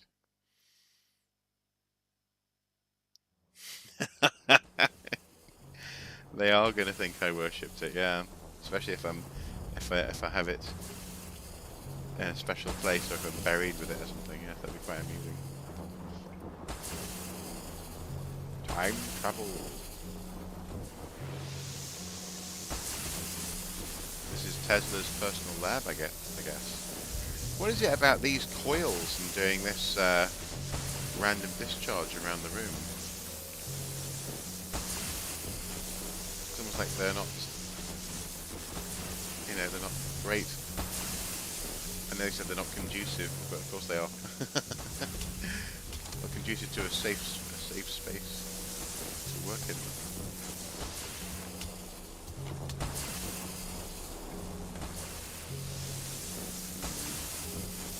Climb up there.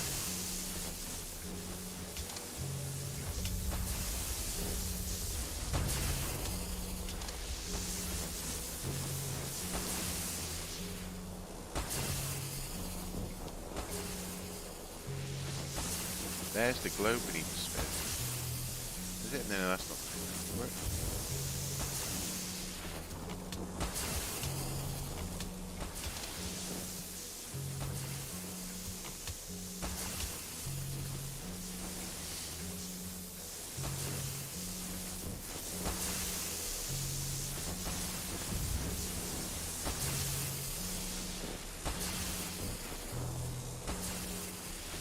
Maybe one of these guys?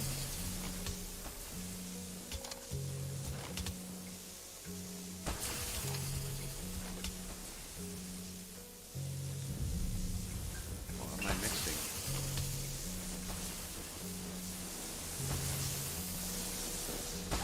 Ah! I'm getting electrocuted on by that one.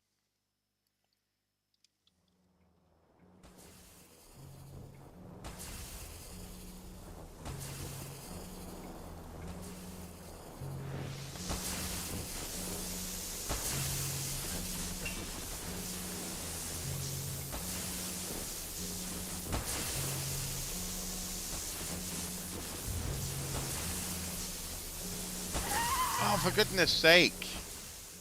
Honestly.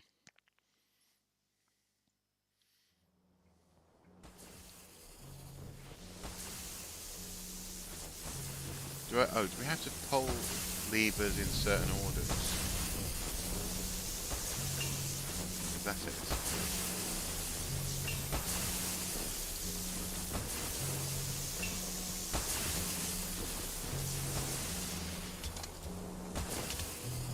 So will one stay down?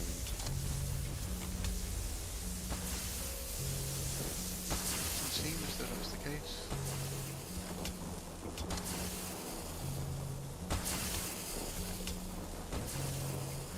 No.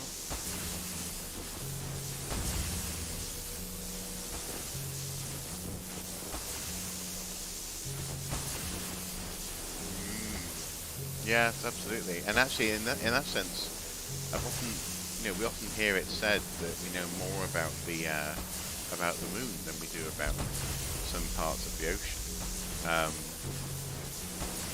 It really is a different world. How do we proceed? Gosh darn it.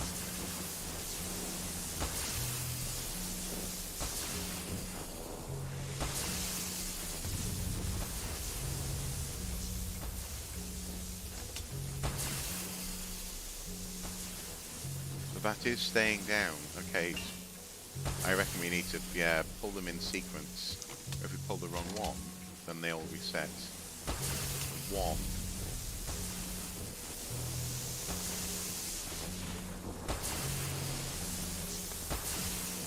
try this one.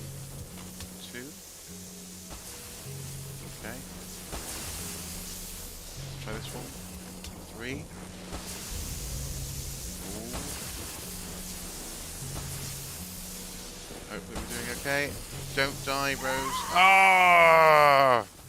Ah! Ah! Right.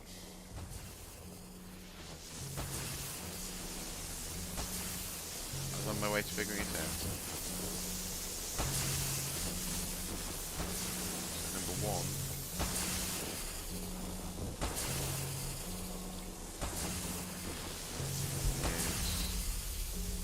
Is down. Brilliant. 1. Okay.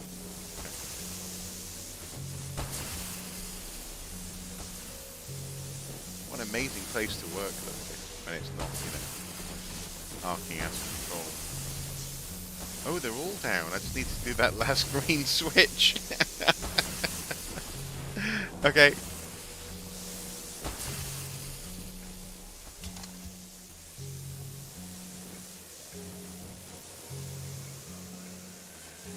What's gonna happen? What's gonna happen? Ooh. Yay.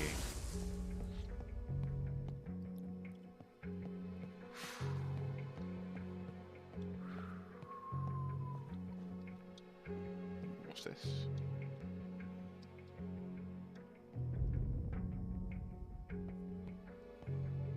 An interesting container. Anyway. Globe. Looking for a globe. Looking for a globe to spin.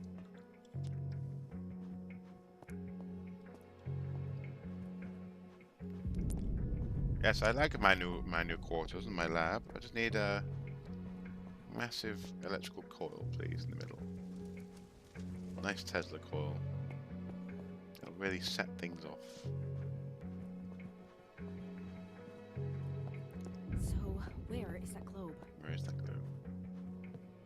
Is this the globe? Nope, that's not the globe. Is this the globe? Ah!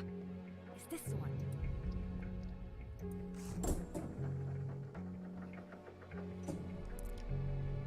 My dear sister, I left you suddenly and without warning. For that and so much to come, I apologize. You knew all of this would happen.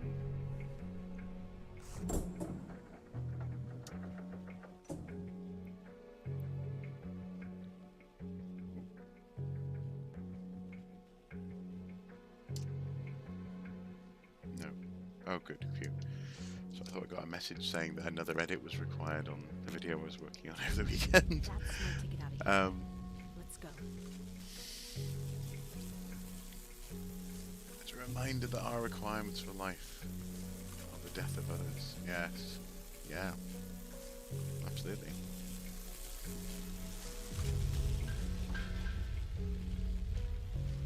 I just want to explore this place. I just want to... I wasn't blowing up all over the show. Oh, okay. We're going in there. In we go.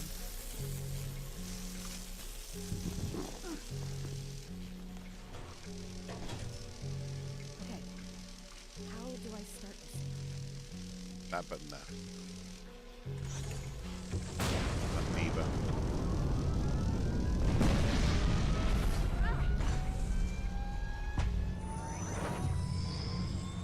Oh, blimey. Oh, is this a time travel machine?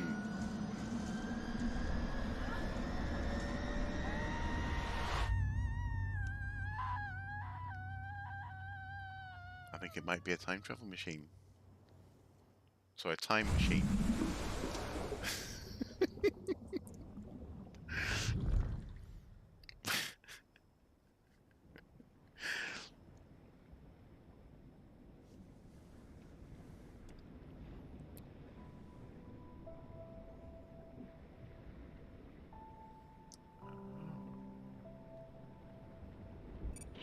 Or not.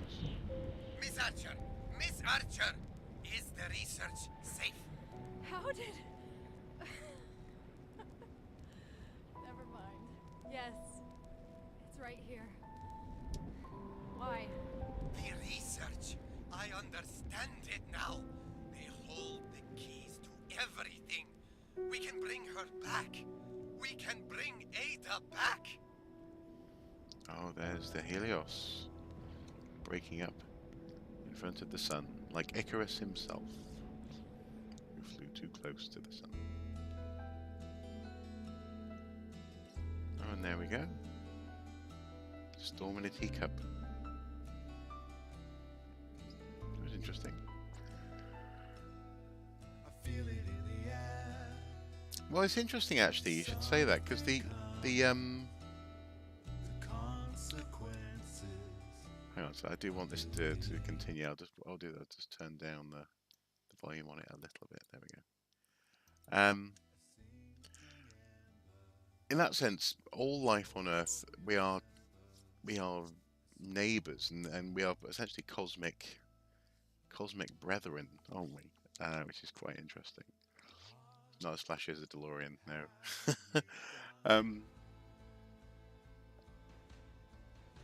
So coming across life that has a fundamentally different base structure or relies on different principles to do the same stuff that we rely on, for example, oxygen for, or even just modes of thinking, modes of thought. Is thinking necessary? You know, all this stuff is, yeah. And so when you're playing with fiction, when you're trying to create truly fictional things, thinking outside our realm, outside our cosmic neighborhood is extremely difficult. It was a fun and suspenseful game. It was fun, yeah. And I wonder if they're sequel baiting there, with Tesla saying we can bring her back. I wonder if On the other hand, I wonder if things that evolved multiple times on Earth, like eyes, would actually be recognised by us in alien life. Maybe there are optimal paths that life generally follows. Well, and this is where I suppose other concepts like of universality come in, don't they? Geological principles, for example, the rules that we see in physics. While they vary from place to place, even the flow of time may in some places be affected by local physical properties. Certainly, for example, the polarization of light is affected by different forms of space. We have to presume that there will be certain things that may well be universal for life. Um, hmm. So, for example, it's always easiest for water or other things. I mean, even planets to form a sphere than another shape like a cube. It's geology. In terms of energy, in terms of um, the output of those different forces interacting, spheres are the way to do it. So some sort of universality in terms of. So think, for example, symmetry. We've talked about symmetry on a previous Archeosuit video. Actually, this question about whether or not symmetry is inherent in artifacts, because symmetry is inherent to our body. Symmetry is inherent to our concepts of beauty. It's also inherent to so many other life forms. For example, we see on on this planet. So symmetry, asymmetry. Could you have something which is sort of trilaterally symmetrical in a life form, and therefore have that reflected in things like architecture? Actually, we can't even take care of the interests of the ones we share a planet with. That's a damn good point. Enjoy watching this game. Definitely going to put it on my Steam wish list. Yeah, it's fun. It's fun. Like I say, a little while ago, it was free on the Epic Store. That's how I got my hands on it. But actually, just before we end the stream, that's something which I really appreciate in some of the best sci-fi is when they explore that. So one of the first people who I came across who actually got close to exploring this stuff in an accessible way was actually H.P. Lovecraft. So when he's describing architecture uh, in the Mountains of Madness, the fact that he keeps on referring to five-pointed elements of architecture, and and generally pentagonal kind of echoes in architecture, is absolutely rooted in the elder beings, these sort of star-shaped heads that they have, this kind of thing. So he was there transposing a sort of a biological imperative onto the way that architecture is expressed, um, and all sorts of stuff. Semiotics. They say what is significant to individual cultures based on their biology, based on their own particular histories, based on their wars. How they've formed themselves. Uh, it's all part of the same pattern, and then I think he did a very good job there exploring that in a way which wasn't shoved down you. It wasn't too in your face. It wasn't completely shoved down your throat, but it was there to be seen, and he was playing with it. That said, though, it's also not a straight line, is it? Because as much as symmetry is important to us, normally sort of, I suppose, vertical symmetry is crucial to the human brain. We see it in stone tools. We see it in our concept of the beauty of faces and this kind of thing, and also in the same way, something which is out of balance strikes us immediately as something which is noteworthy. Um, we don't necessarily see, for example, things we don't reflect, four limbs, for example, in our architecture. So in that sense, it was speculative fiction that was also uh, it was also slightly simplistic as well, which is also actually a slight marker of sort of Lovecraft's thinking and work as well. Is that he he was a curious fellow, but he didn't always go down the full, to the nth degree of the anthropology or the science or the physics or so when the color out of space, for example, this kind of thing. Um, but that sort of fiction, I find most rewarding. So it sounds like Harry Nilsson's The Point, or Nielsen's, sorry, The Point. But I think I've heard of that. But yeah, if people are playing with these sorts of things and trying to think themselves out of what we consider to be, all the better, And then games like this are trying to do that. But well, it's 60% off in the Epic Store at the moment. Well, there you go, 60% off. It's probably worthwhile trying out. But I suppose again, just coming back to this question of, can these sorts of endeavors work? Can you think yourself into a new set of cultural norms? Can you divorce to what extent will people resist being divorced from what they consider to be normal social conduct, normal religious conduct, normal uh, dramatic and artistic and other conducts? Because, for example, on this boat, we saw there were theatres, there was um, sports, all this sort of stuff. It's the more you think about it, the more interesting it becomes. And I say that, and I think this in Rapture, in Bioshock, you have that tension as well of trying to provide people something familiar, yet willing them, trying to mold them into something unfamiliar, into something new, into something which is separate from this stuff, separate from where they began, and how quickly you do that. Will it always result in this sort of mess, do you know the Solus project? It's short and low budget, but I had a lot of fun playing archaeologists trying to figure out what happened on the planet. No, interesting. I shall make a note of that. Thank you. The Solus project. I don't know, that could be something I play in the very near future. Solus project. Also, on my notepad here, I've made a note: interviews. I want to get back to interviewing people soon. Um, I've been threatening to interview Chris Capel about the Yarm Viking helmet for months now, well, a year or more. So, and he's up for it. So we'll definitely do that. Yeah, thanks for that recommendation. That's good. Thank you. Cheers. Right. This is a computer game live stream, and the game is over. Thank you guys so much for your time this evening. It's been fun.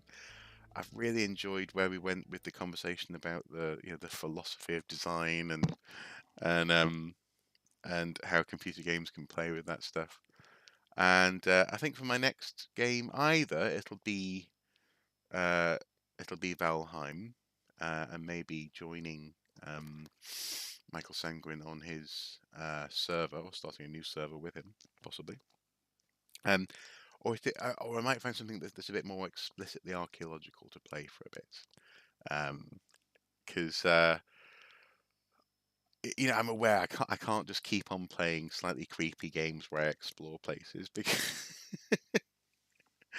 I think something a bit more archaeological for the next game could be yeah, it's nice to have variety, but also returning to themes and so on and so forth.